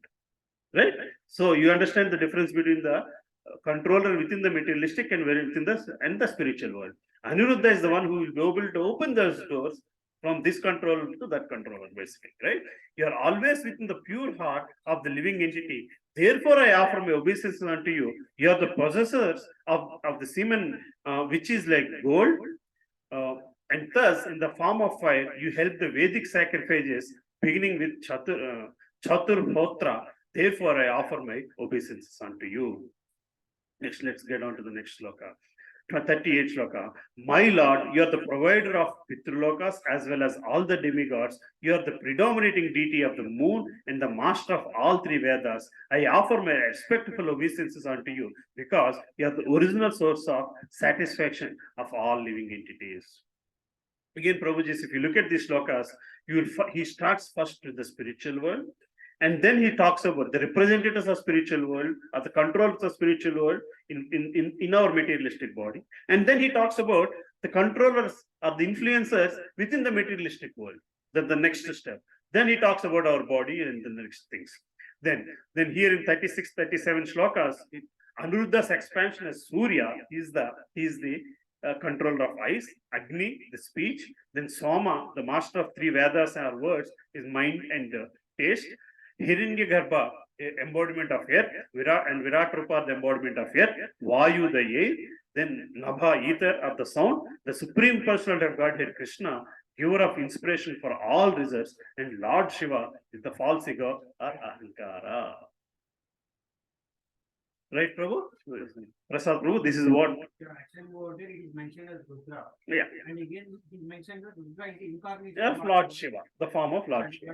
Right. So let's go through the shloka translations of these shlokas until 43, and you can come back to the discussion.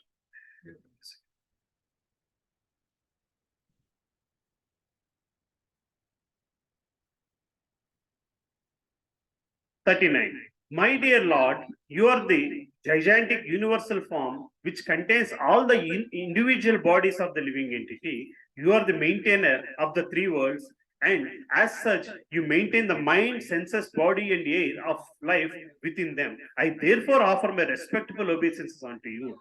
So first slokas, Lord is compared to the controller and maintainer of both spiritual world and materialistic world. And now we're talking about Lord's Virat Rupa. Whatever you're seeing in Vishwarupa is what here Shiva is praising the Lord as, basically, right? You are the gigantic universal form which contains all the individual bodies. This is what Vishwarupa is all about. So, and Vishwarupa is a materialistic thing. It's not from spiritual world, basically. So he's come from materialist, spiritual emphasis or spiritual understanding of God to his materialistic understanding. My dear Lord, by expanding your transcendental vibrations, you reveal the actual meaning of everything. You are all pervading sky within and without, and you are the ultimate goal of pious activities executed both within this material world and beyond it. I therefore offer my respectful obeisances again and again unto you. The 41 shloka, my dear Lord, you are the viewer of the results of pious activities. You are inclination, disinclination, and their resultant activities. You are the cause of miserable conditions of life caused by irreligion, and therefore you are dead. I offer you my respectful obeisances. So, from the all-pervading aspect to what we understand or what we go through in materialistic world is also as part of Lord's Virat Rupa, is what Shiva is defining Lord as. My dear Lord, you are the topmost of all best bestowers and all benediction, the oldest and supreme enjoyer amongst all enjoyers. You are the master of all worlds, metaphysical philosophy. For you are the supreme cause of all causes, Lord Krishna. You are the greatest of all religious principles, the supreme mind, and you have a brain which is never checked by any condition. Therefore, I repeatedly offer my obeisances unto you. Then the 43rd sloka, my dear Lord, you are the supreme controller of workers, sense activities, and results of these activities. Sorry.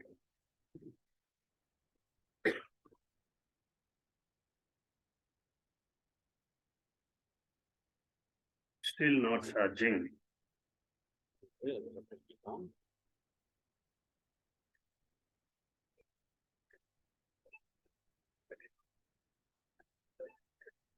My dear Lord, you are the supreme controller of the worker, sense activities, and results of sense activities, karma. Therefore, you are the controller of the body, mind, and senses. You are also the supreme controller of egoism, known as Rudra. You are the source of knowledge and activities of Vedic injunctions.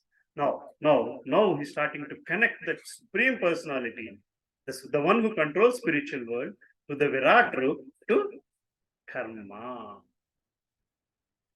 Right? This is the 5 tattvas of Bhagavad Gita. You see all of them in this 30-40 shlokas. So now we have to start looking into how the karma connects us through this barriers of materialistic world to the spiritual world. Right? See, that's the knowledge Lord is trying to give to the Rachetas. So 44th to 53rd shlokas, seeing and serving Lord's glorious form. So you have understood the position of Lord. You have understood what his ability in the materialistic world or what he has created in the materialistic world. Now being in the materialistic world, how we'll have to see how to serve the Lord, or how your karma has to lead you to that, what do you call it, the mukti, or to the God, to the Goloka basically. Then he talks about Lord as the particular form of Lord and the collection of all beauty, Lord's ever increasing beauty, Lord's shoulders and chest. This is again the whole Virat Rupa is mentioned. The Lord's navel and belly, the Lord's lower body. Result of meditation on this form, freedom from fear and death and purification of soul. How the soul is purified by meditating on these forms. Next, 44 shloka meaning. Can somebody help read it? Yes, you read it, Marcus. Very dear to you.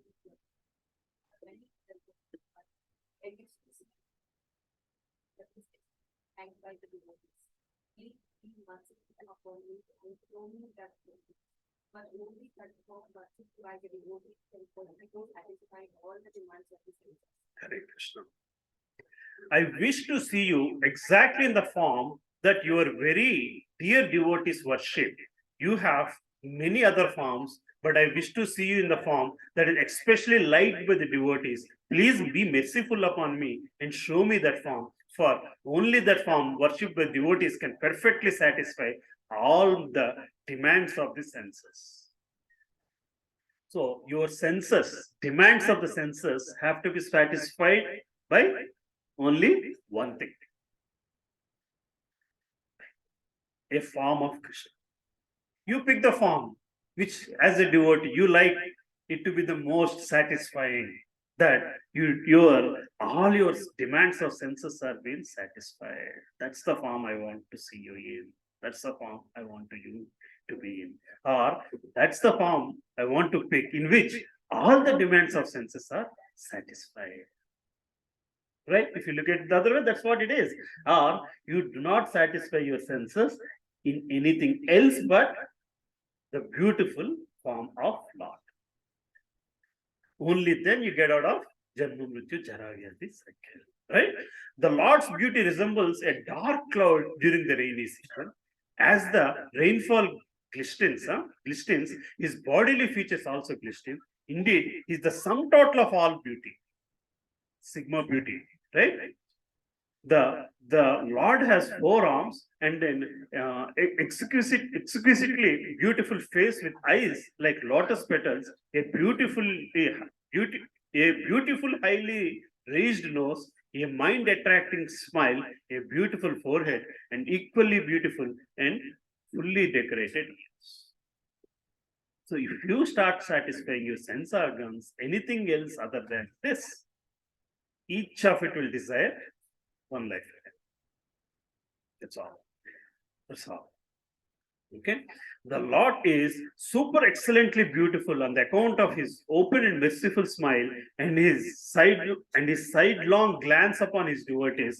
His black hair is curly and his garments waving in the wind appear like flying saffron pollen from lotus flowers. His glittering earrings, shining helmet, bangles, garland, ankle belts, waist belt, and various other bodily ornaments combined with conch shell, disc, club, and lotus flower to increase the natural beauty of Kaustuba pearl on his chest. Yes, this is all described in the law. So this is what he is explaining, Rachetas. This is how you are going for a meditation now. This is what you should meditate upon. It's specifically saying this is the Lord's form. You have to see the Lord in this form, nothing else. And you have to put your focus on that and not that's all your sense satisfaction has to happen through this. Then only you will get what you are retaining for, basically. The Lord has shoulders just like a lion's. Upon these shoulders are garlands, necklaces, and epaulets. And all of these are always glittering. Besides this, there is a beauty of the Kaustuba Mani pearl, and on the dark chest of the Lord, there are streaks named Srivatsa, which are signs of the goddess of fortune. The glittering of these streaks excel the beauty of the golden streaks on gold tested stone. Indeed, such beauty defeats the gold testing stone. So, see, whatever deities we are seeing, this is what it is. And the description of deities have come from this. Lord Shiva is saying this is how Lord existed. This is the form on which you guys have to meditate on. Only then you get the moksha you want. We bank on something else. We put our material, what do you call it, our mental security of spirituality in something else. That is what is happening today. Morning I was telling him, we have atheists who don't believe in God, and then you have devotees, and then you have, cosmopolitan devotees today. Like, you're willing to worship anything and in any form, which is like a convenience factor. Convenience factor. But that is not what Shiva is saying. So he was worried if these people know some other form to worship. No, this is the thing you have to worship. This is what the Lord is. I want to see the Lord in this form, Shiva is saying, but you should want to see the Lord in this form. Ultimately, that's what it is. Shiva is not here for his moksha. He's here to connect those two cables so that we get the mercy of God. We get that same power. Shiva never gave the impersonal form at all. Sorry, Prabhu? Shiva never gave the impersonal form at all. Shiva never gave impersonal form at all. Yeah. That is what is given. That is what is given today. Given by the name of Shiva. That was, I didn't understand that. Shiva never gave Give the impersonal form. But today so many Guruji are giving impersonal form. Even to Shiva? So many by the name of Shiva. In the name of Shiva, you are getting impersonal forms in the name of Shiva also? Okay. See, so what to worship? So first he told us the potency of God, and now he's saying what to worship, how to worship, the tangible thing. You have seen the intangible aspect, and now that it is bringing the intangible thing to a tangible aspect of how this is how you should satisfy your senses, boss, is what he's saying, basically. Then the Lord's abdomen is beautiful due to three ripples of the flesh being so round. His abdomen resembles the leaf of a banyan tree, and when he exhales and inhales, the movement of the ripples appear very, very beautiful. The coils within the navel of the Lord are so deep that it appears the entire universe sprouted out of it, and yet again wishes to go back. Nothing is spared. Every piece of God is described. This is exactly the Virat Rupa. This is the Rupa you have to worship. Nothing is spared, really. The lower part of the Lord waist is dark and covered with yellow garments, and a bed decked with golden embroidery work. His symmetrical lotus feet and the calves, thighs, and joints of his legs are extraordinarily beautiful. Indeed, the Lord's entire body appears to be well built.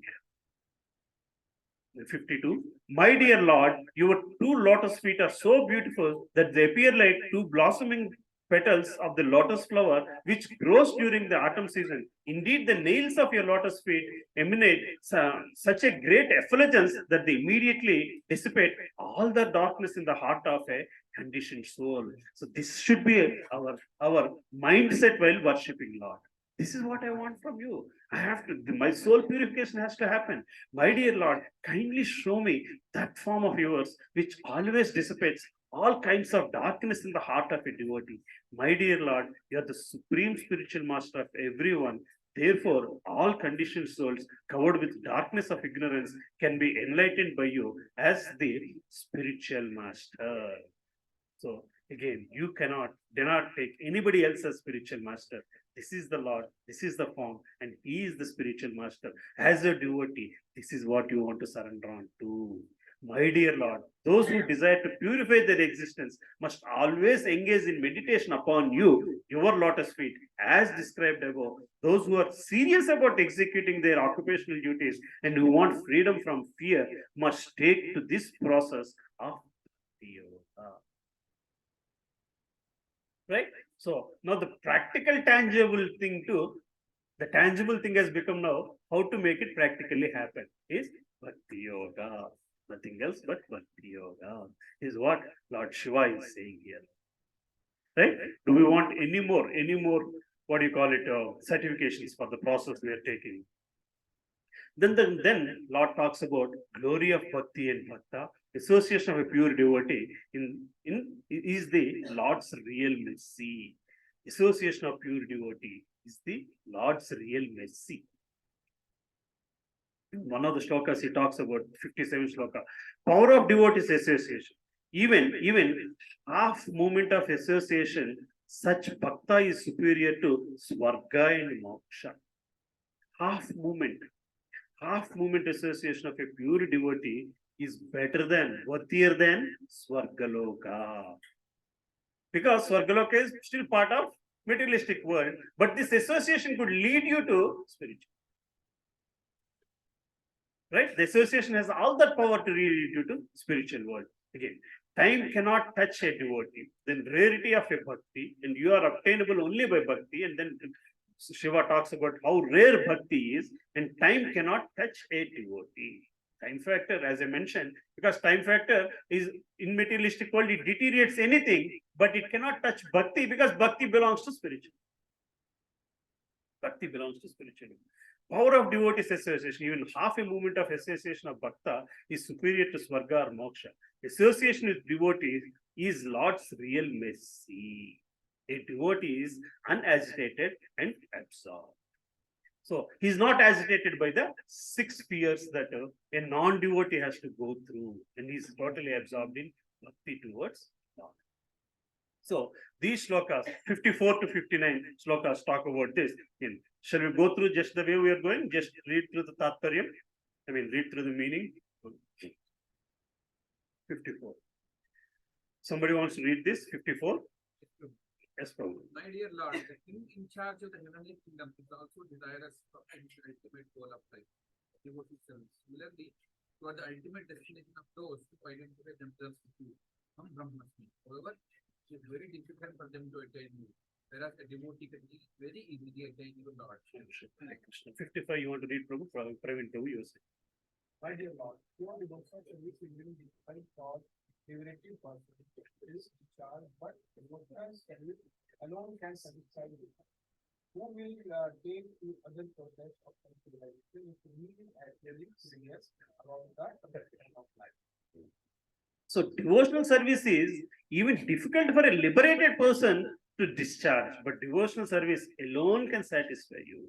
We can satisfy Lord with only devotional service. Liberation is not happy, is not making Lord happy. You are liberated, Lord doesn't care. You are devotee of him, only then he cares. You see what, Prabhu? So Bhakti Yoga is the ultimate tool. Bhakti Yoga is the ultimate tool to attain Lord, who will take to other processes of self-realization if he is actually serious about perfection of life. Simply by expansion of his eyebrows, invincible time personified can immediately vanquish the entire universe. However formidable, time does not approach the devotee who has taken complete shelter of your lotus feet. Time factor is does not mean anything for a devotee because time factors for materialistic world, bodies of materialistic world, and once you are in Bhakti Yoga, now you are soul connected, and soul does not care about time factor, or soul does not care about body, soul does not care about materialistic world. So time factor cannot do anything to spiritual what do you call spiritual journey. If one by chance associates with a devotee, even for a fraction of a moment, he no longer is subject to the attraction, but the results of karma or jnana. What interest then can he have in the benedictions of the demigods who are subject to the laws of birth and death?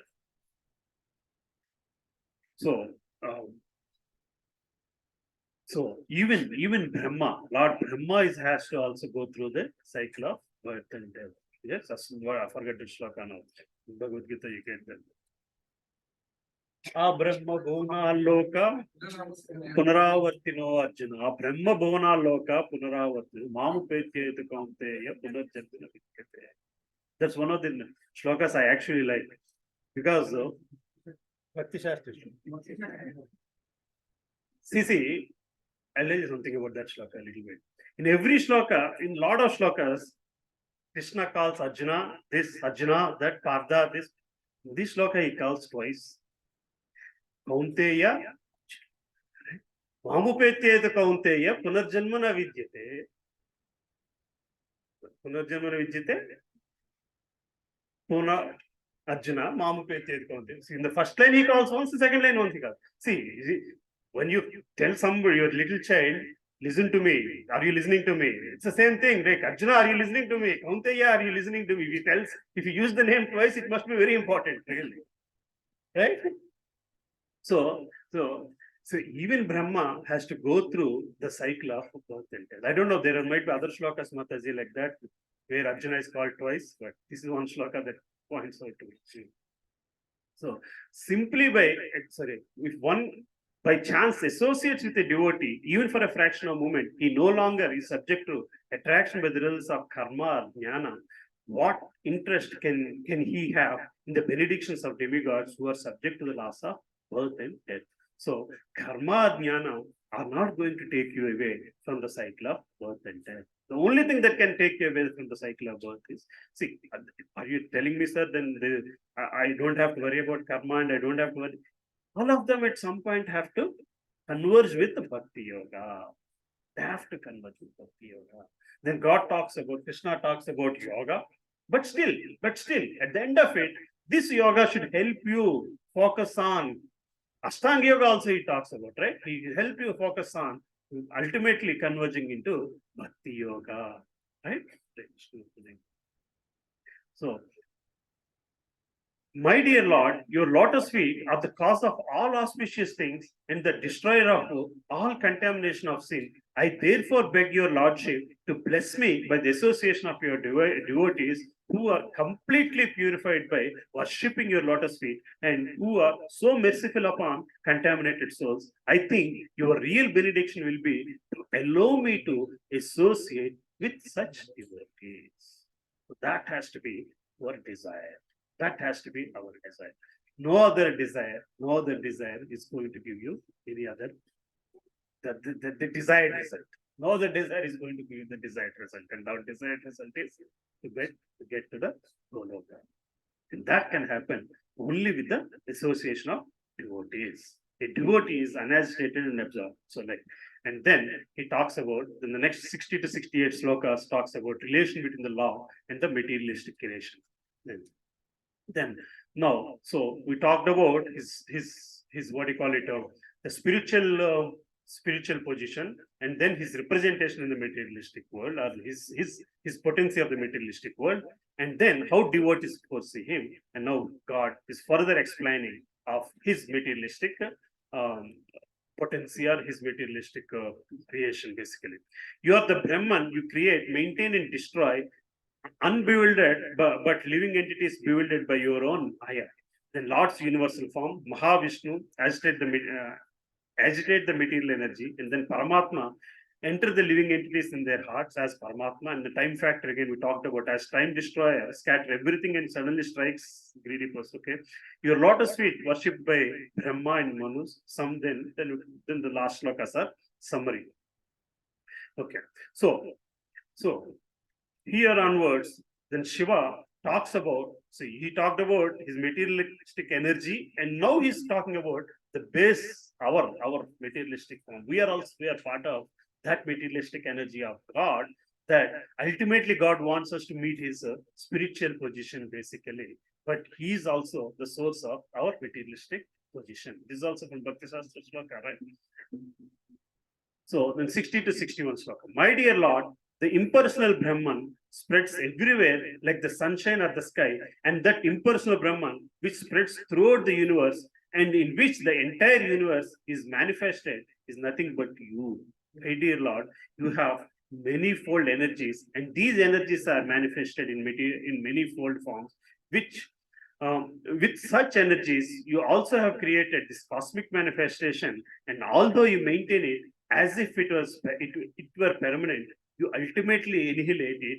Although you are never disturbed by such changes or alterations, the living entities are disturbed by them, and therefore they find the cosmic manifestation to be different or separated from you. My Lord, you are always independent, and I can clearly see this fact. And this is exactly what the Lord Shiva wants us to see. He's saying, I see it. Not that he doesn't have to say this, because he's describing Lord, or he's describing the things of Lord, because he wants Prachetas to see that, he wants us to see that, basically, right? So the nature of materialistic world is such that it makes you think comfortable about it, but you only realize that it's not comfortable until a point when Lord is totally annihilating it and taking back the whole thing, basically. But then by then it's too late. The earlier Bhagavatam cantos, you will see what Garbhodakshai Vishnu, he holds all the souls, all the jivatmas unfulfilled, with jivatmas that are not able to get to the spiritual world at the end of Yugam, Mahayugam, at the end of Yugantam, like the whole one day of Brahma is over, and for the one night of Brahma, what happens? All the souls are absorbed into Mahavishnu's stomach, the Mahavishnu's Udaram, Garbha, and they stay there for the same period of time. Like whatever is Brahma's day, whatever is Brahma's night is same period. And for so many years of earthly years, they stay there without any action, with all their desires still holding in them. Right? With all their desires still holding in them. So we understand. So as a material, at that point you understand, array, whole time is gone, whole time is wasted. But your unfulfilled desires, see, your unfulfilled desires result from one body to another body.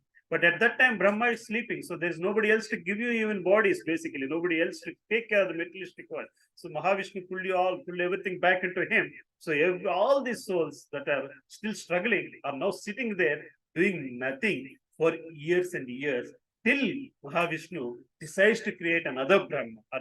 Brahma wakes up, and then he starts creating that entire universe again, basically, right?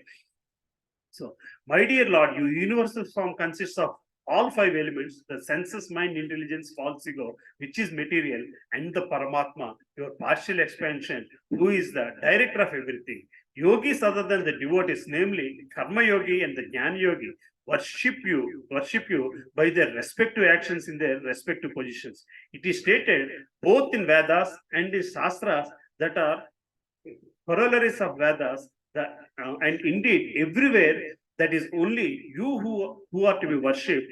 That is the expert version of all the Vedas. So, if you have studied something else, this is not, this is the ultimate result of all those Vedas. The Vedas ultimately have to take you to a point that you have to understand this is the only way out. Worshipping Lord Krishna is the only way out. The Lord Krishna is the only one that responsible for both the materialistic and spiritual world, which you think you are the leader of what your little world is, but he is the actual leader, and you have to understand his potency and work towards that goal. Only then you get out of this Janma Mrityu Jara Vyadhi. My dear Lord, you are the supreme person, the cause of all causes. Before the creation of this material world, you are the material energy remains in the dormant condition. When your material energy is agitated, the three qualities, namely goodness, passion, and ignorance, act, and as a result of the total material energy, egoism, ether, air, fire, water, earth, and various demigods and saintly persons become manifest as the material world is created. This is exactly what you see in so many shlokas in Bhagavad Gita. Here, Lord Shiva. That's why this is called Rudra Gita, because you understand, you have to understand all those elements that whatever is taught in the Bhagavad Gita basically. Right? Do we want to go deeper into any of the purports, or shall we continue like this? Because we have another 15-20 minutes. Prabhu?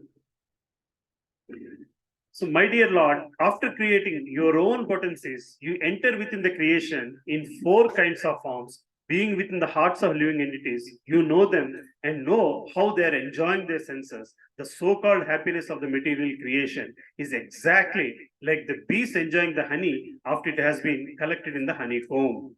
So let's go through at least this purport once. We'll see. 64 purport. Okay, speak purport. So Krishna, you want to read few lines from this? Somebody can help me read this. The purport.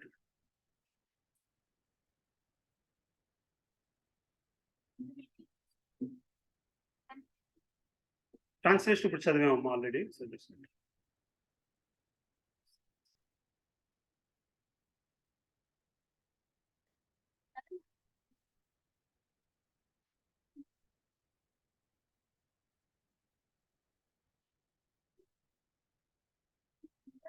Also, why do you separately constant living entities? In other words, both the living entities and system personality of project enter into the material creation just to make it active. Stated in the 7 part.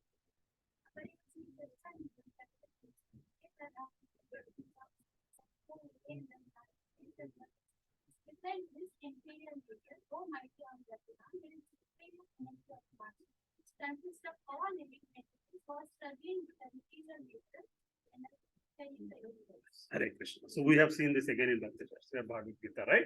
So the material energy and spiritual energy are both a form of the same God. So the access to the spiritual world is through whatever we have, the tools are the material practices, basically, right?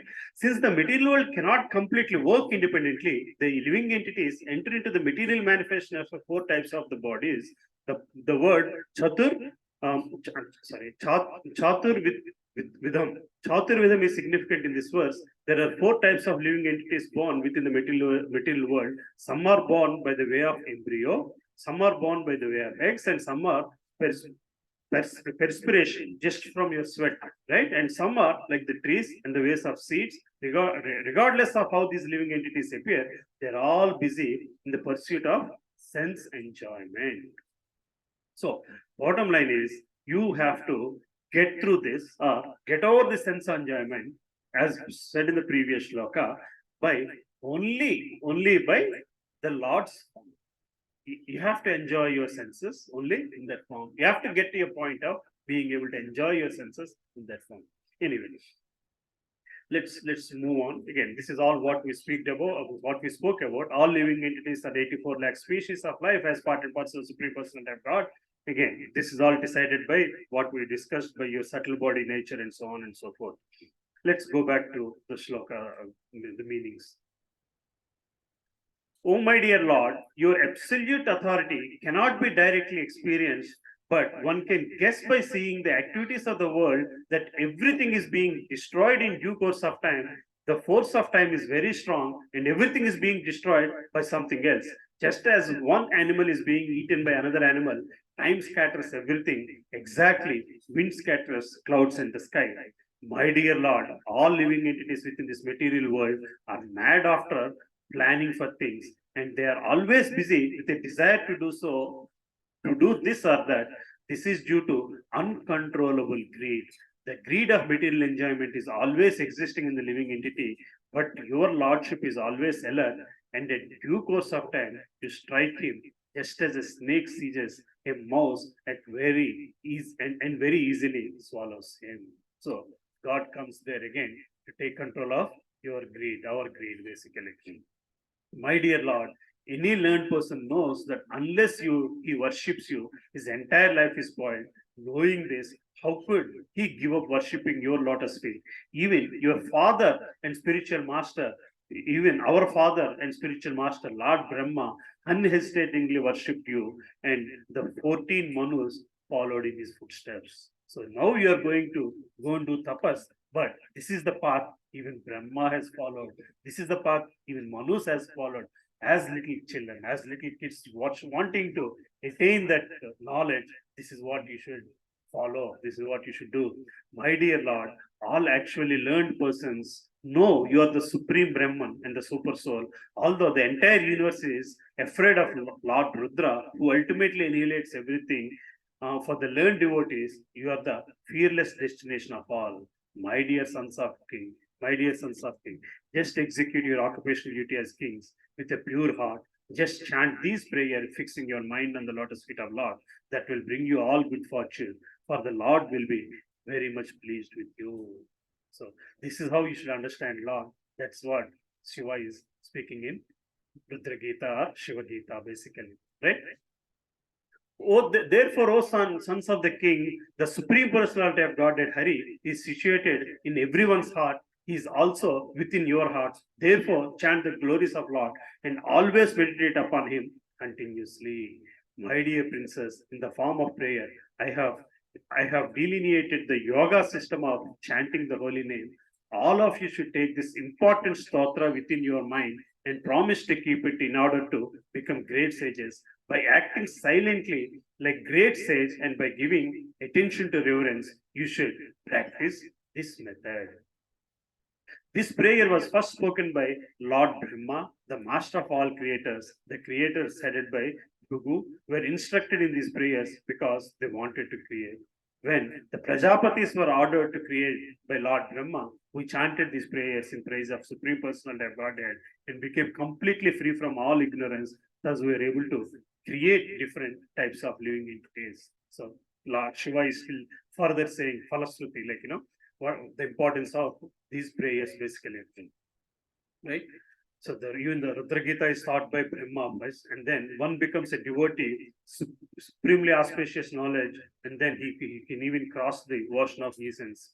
Then conquers Lord, attains anything desirable, freedom from bondage, and equivalent of austerities. Basically, you can get freedom from bondage, and that's the austerities that is advising these kids to go through.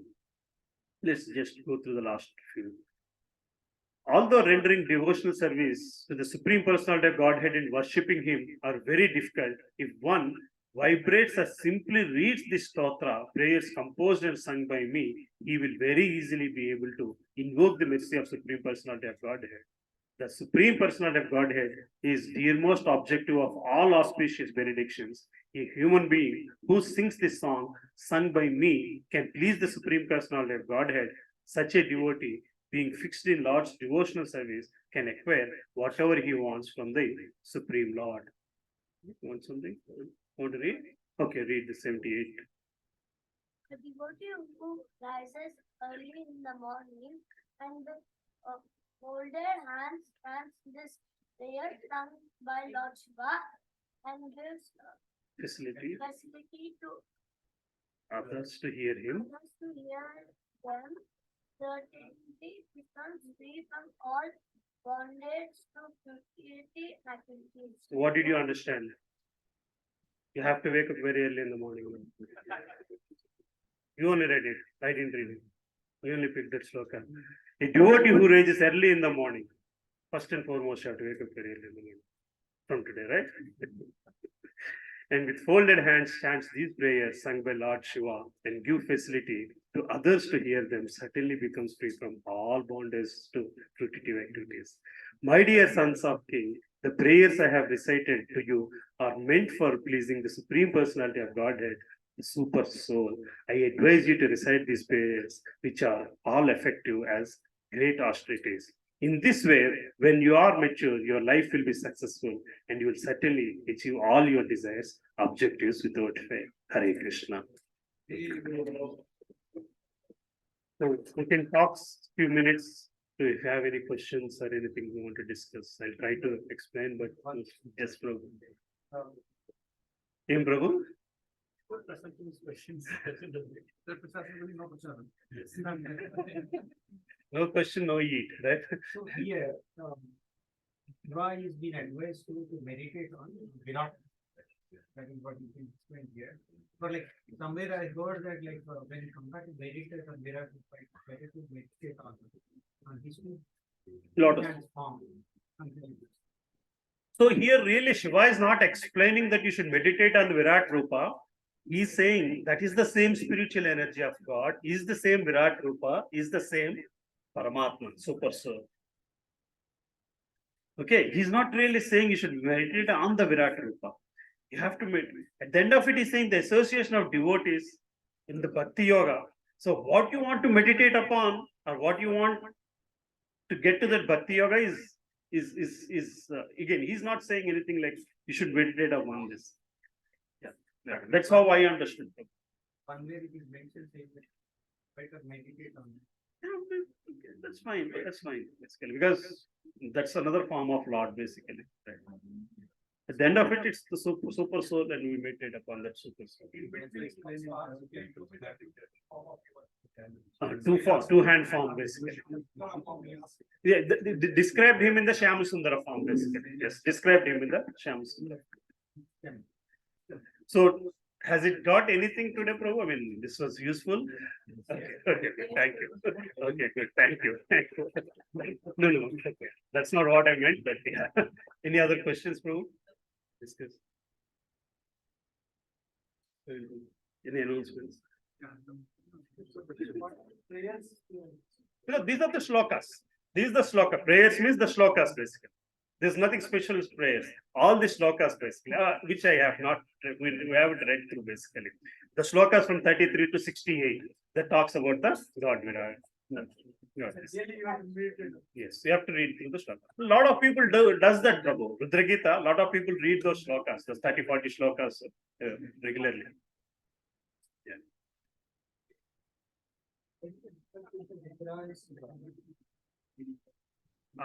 Honestly, I don't know the answer to the core on that, Prabhu. If somebody can explain maybe Rudra and Shiva, the difference between Shiva form and Rudra form. Because we just mentioned that Rudra is an incarnation of Shiva. Shiva. Only that is mentioned and left. I think it comes in future canon. Again, Prabhu, when you're reading these purports, you can just sit next to that chart and you'll understand the entire chart. Actually, I was able to connect a lot of things on that chart after reading this chapter only. And in one of the purports, Prabhupada talks very clearly how Shiva incarnation to Shankaracharya was done. Whatever Leelanand Prabhu says in our SSR session that has just come from the purport, basically.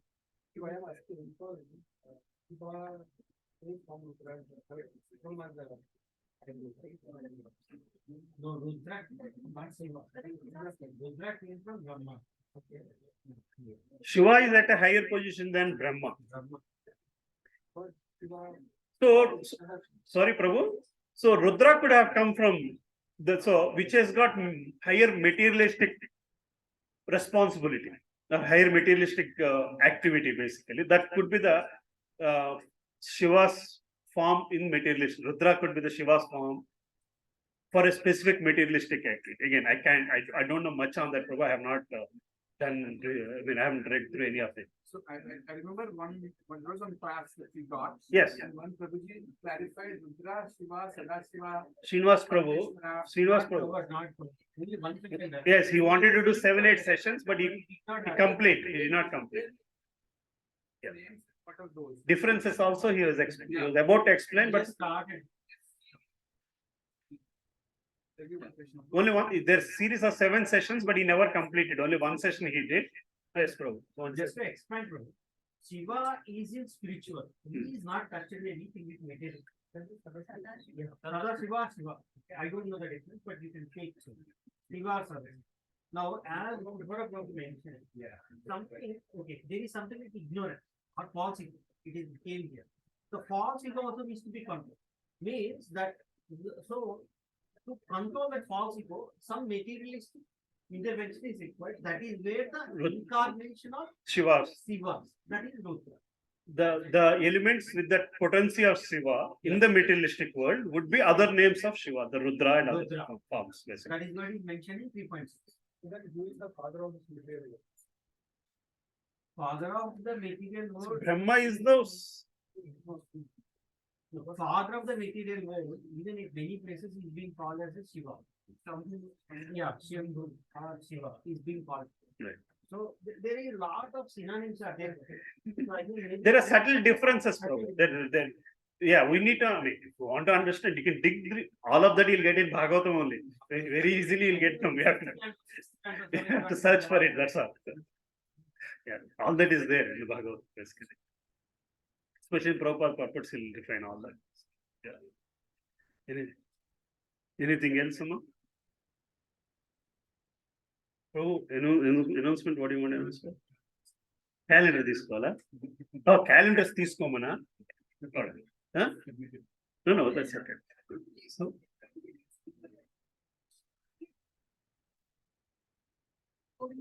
and then Nasimharti.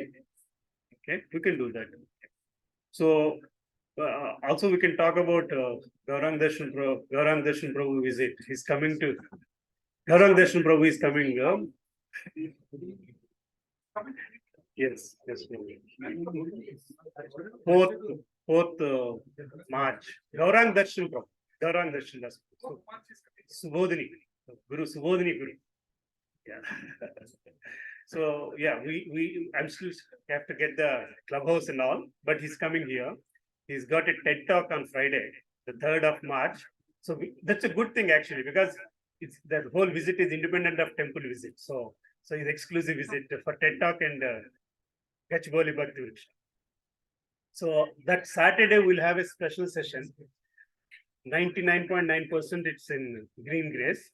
Okay, because just to proximity wise to move him around, he's got 4 to 6:30 a personal class online, 6:15, 6:30 to 8:30 will be our class for us, basically. That's Gaurang Darshan Das who is coming for this thing. Right, Prabhu? Or Das. Yeah, agreed. So it will be an English class. Mostly it will be an English class. Okay. That's and you want to talk anything about your Mayapur visit, Prabhu? 4th March is Saturday. So he's third evening is coming. He's got a third evening a session. I forgot the college name. What's the college, Prabhu? Aravinda, some college, engineering college. In somewhere Gatkesri. On third night he has session, and 4th morning he has got the TED talk.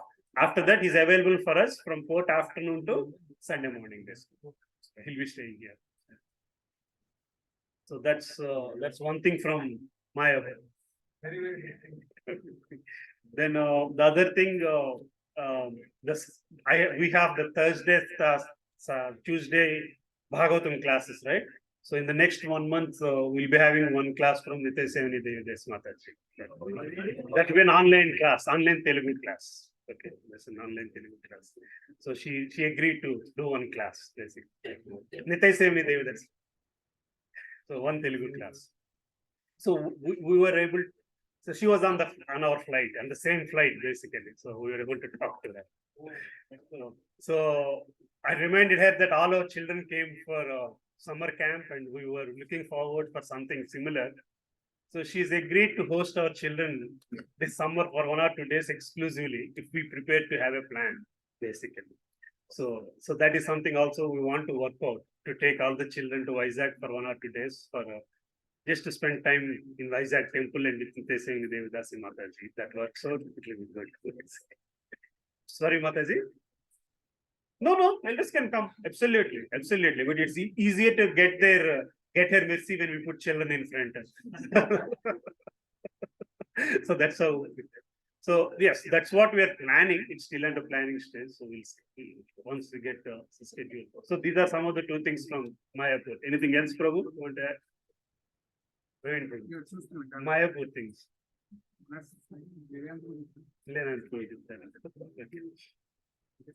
All right. Mataji, Suma Mataji, you want to do the kirtan, you said?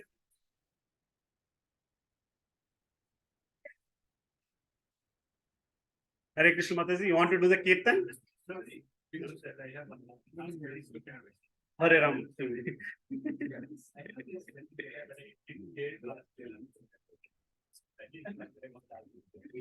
Say, I have gotten 10 desires in Techno, and then probably those desires I have gotten. And before I leave this body, I kind of those desires for because pain and what is so I still have to take the additional births for the billion desires. Is bullet in that desires list, Prabhu? That's the problem. Too late. Is desire for see, Prabhu. The difference between formatted hard disk and unformatted hard disk. Unformatted hard disk has a lot of stuff that are not in use, but any of it comes. So the unfulfilled desires are like unused data on your hard drive. Unfulfilled desires are like unused. If one of it sprouts, then you have to take a life. So you cannot. You have to kill it. You have to format it. You have to delete it. Overcome it. You have to overcome that. My understanding, Prabhu, Neelan Prabhuji, and you guys know it. Because Prabhu, it doesn't drop that. It doesn't drop that. You don't. It's not in your active memory. It's not there in active, but it's still there on the hard drive. So at that point of time, all the things will sprout out. All the things will sprout out. So this desire, hands are not able to satisfy. Maybe that desire it can satisfy. Maybe this desire it can satisfy. All of those things will become active. That's what I understood from the purports I have read from Prabhupada, basically. So the only way to use is kill it. You have to delete it, basically. Dormant nature will still sprout back. Is what I feel. It's not worth the desire compared to you have to satisfy it with a bigger desire, higher desire. That's the higher taste, right? Yeah, higher. Yes, bro.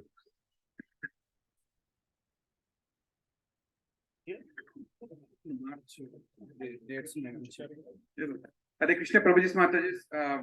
March is going to be a very busy month for us. Next big festival for us. Anybody can guess?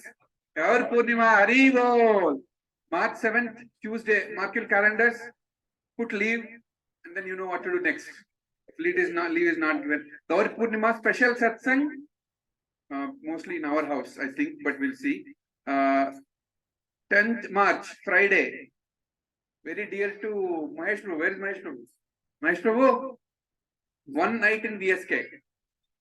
Everybody will be in VSK that Friday night and to spend all Saturday doing Mangalarti in the mornings, Bhagavatam class, different, a lot of discussions in VSK. Whoever missed last time, you heard Mahesh Prabhu, please make sure you all come to VSK. 19th March, Sunday, we have very special satsang with His Grace Radheshyam Prabhu. And it is Festival of Deities. So all the people who have deities, please bring them.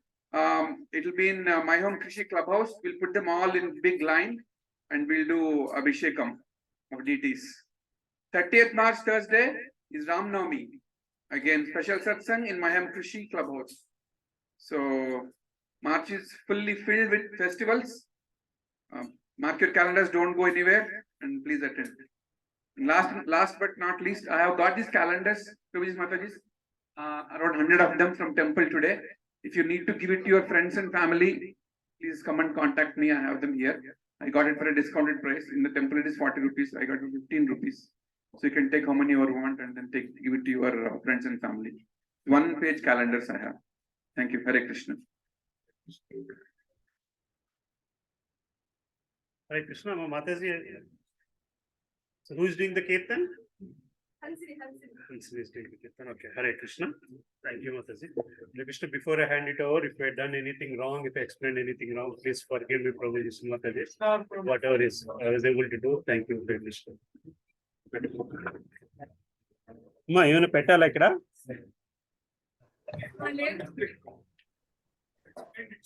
Hare Krishna Prabhuji.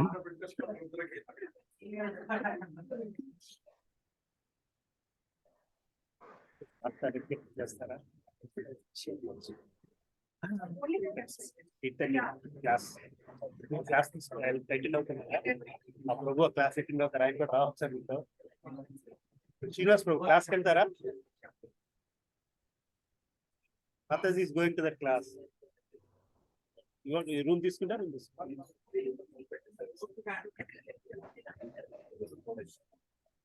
ఏమ్మా ఏం పెడుతున్నానో నేను లేదు Hare Krishna Prabhuji. Namaste.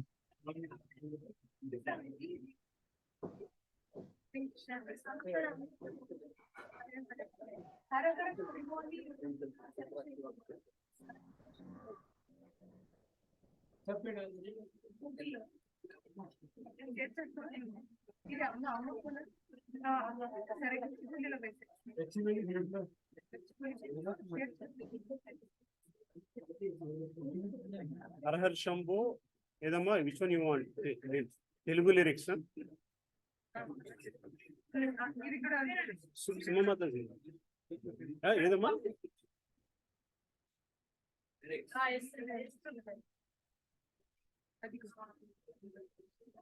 Someone?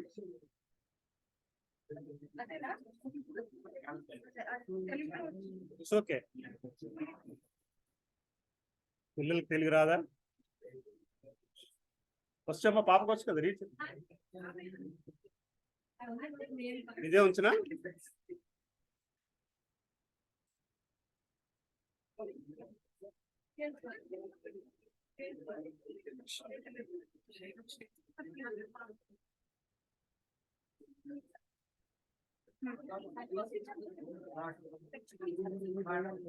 WhatsApp లో పెట్టారు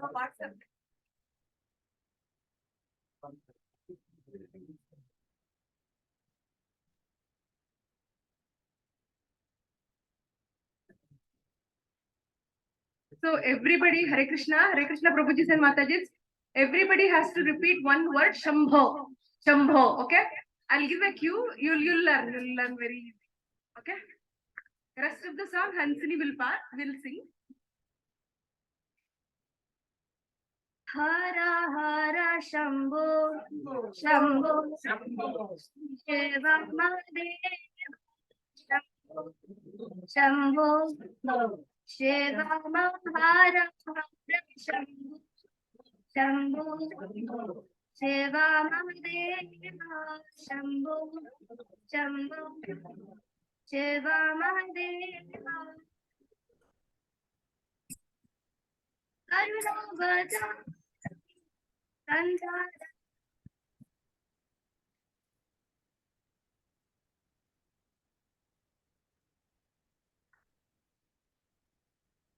Santara Bhujagendra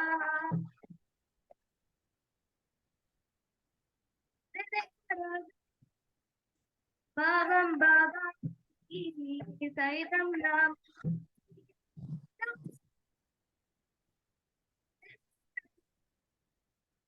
Bhavam Bhavam Saitam Ram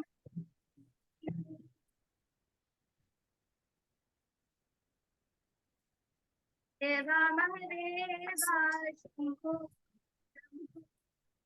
Deva Mahadeva Shambho Deva Mahadeva Shambho Deva Mahadeva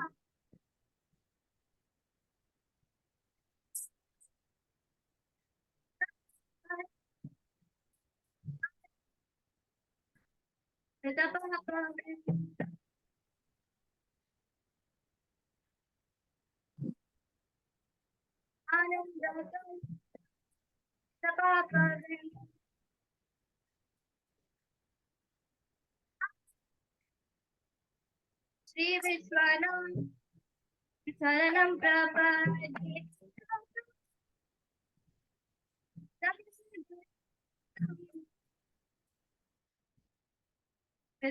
Prabhati Hara Hara Shambho Deva Mahadeva Shambho Deva Mahadeva Shambho Deva Mahadeva Shambho Deva Mahadeva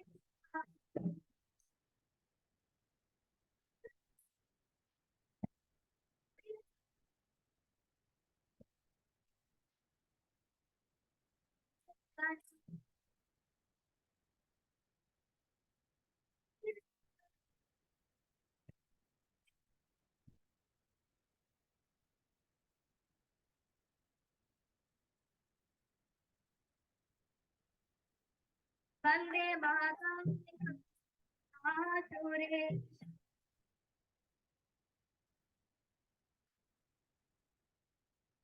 Vande Mataram Mahature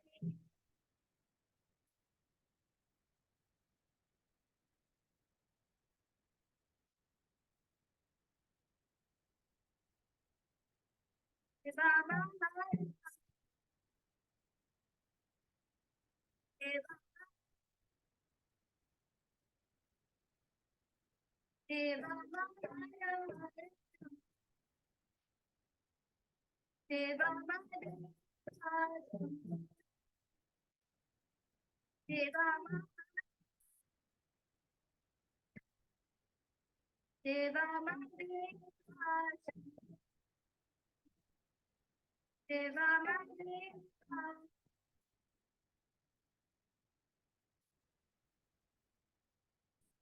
Hara Hara Shiva Shiva Hara Hara Shiva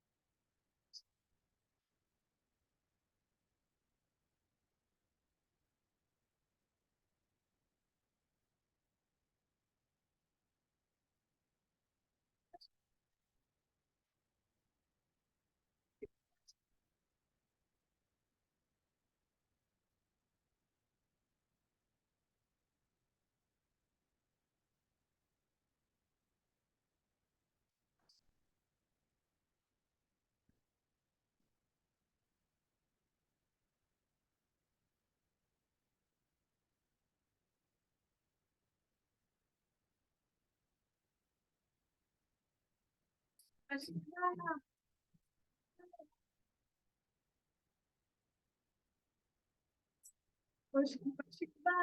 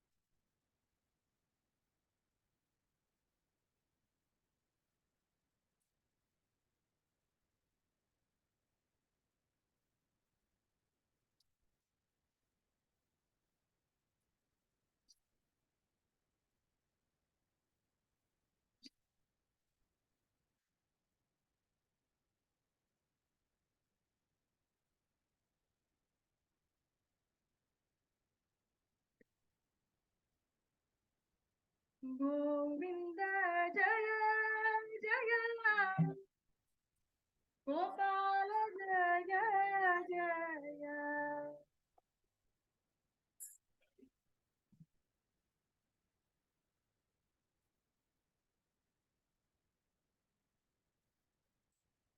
Govinda Jaya Jaya Gopala Jaya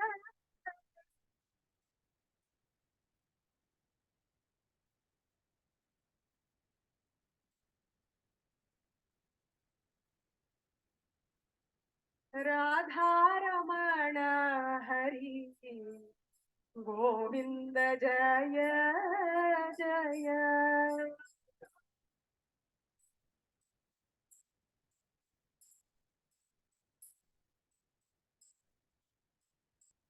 Govinda Jaya Jaya Gopala Jaya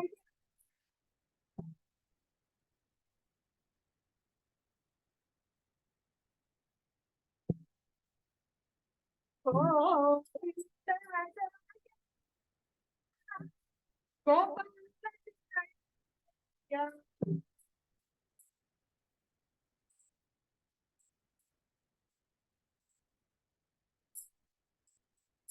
Radha Ramana Hari Govinda Jaya Jaya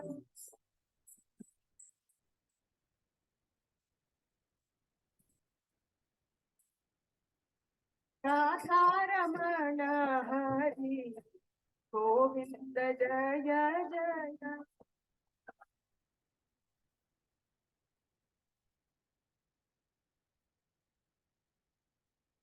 Govinda Jaya Jaya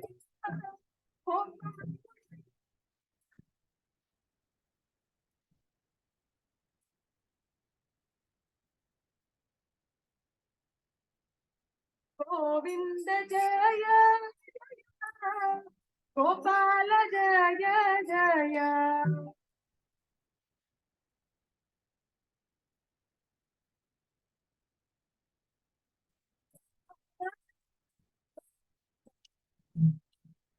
Govinda Jaya Jaya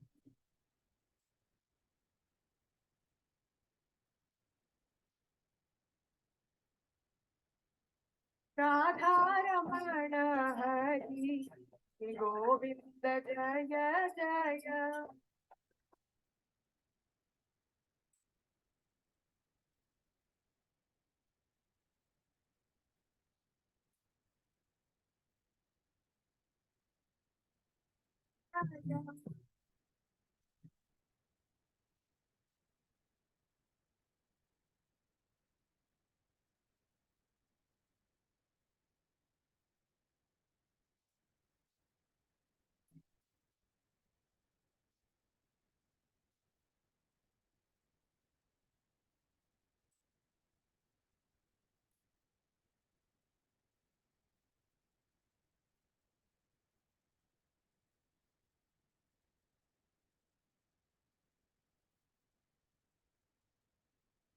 Radha Ramana Hari Govinda Jaya Jaya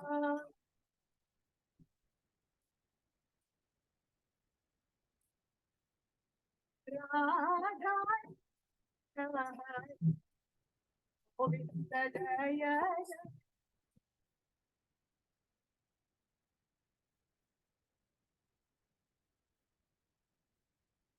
Govinda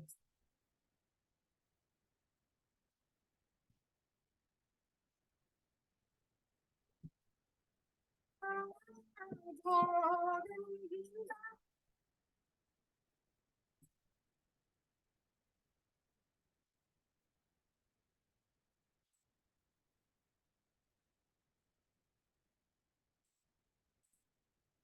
Once more.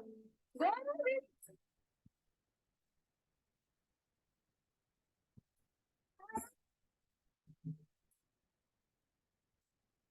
Govinda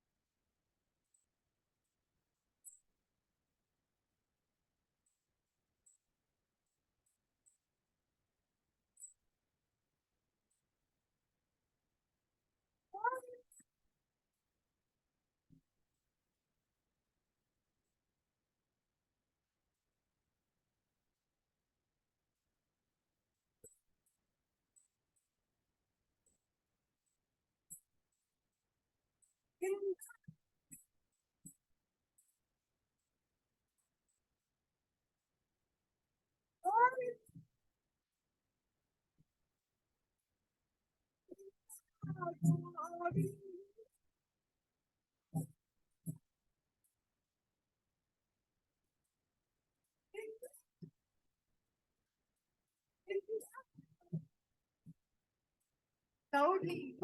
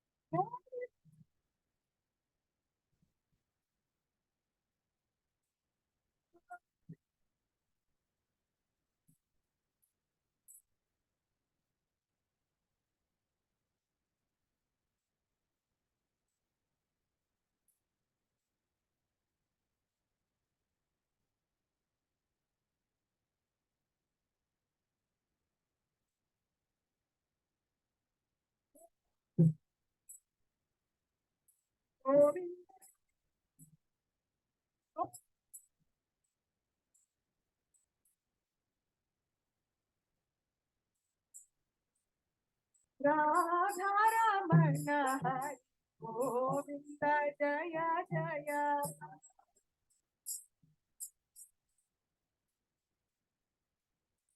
Radharamana Hari Govinda Jaya Jaya.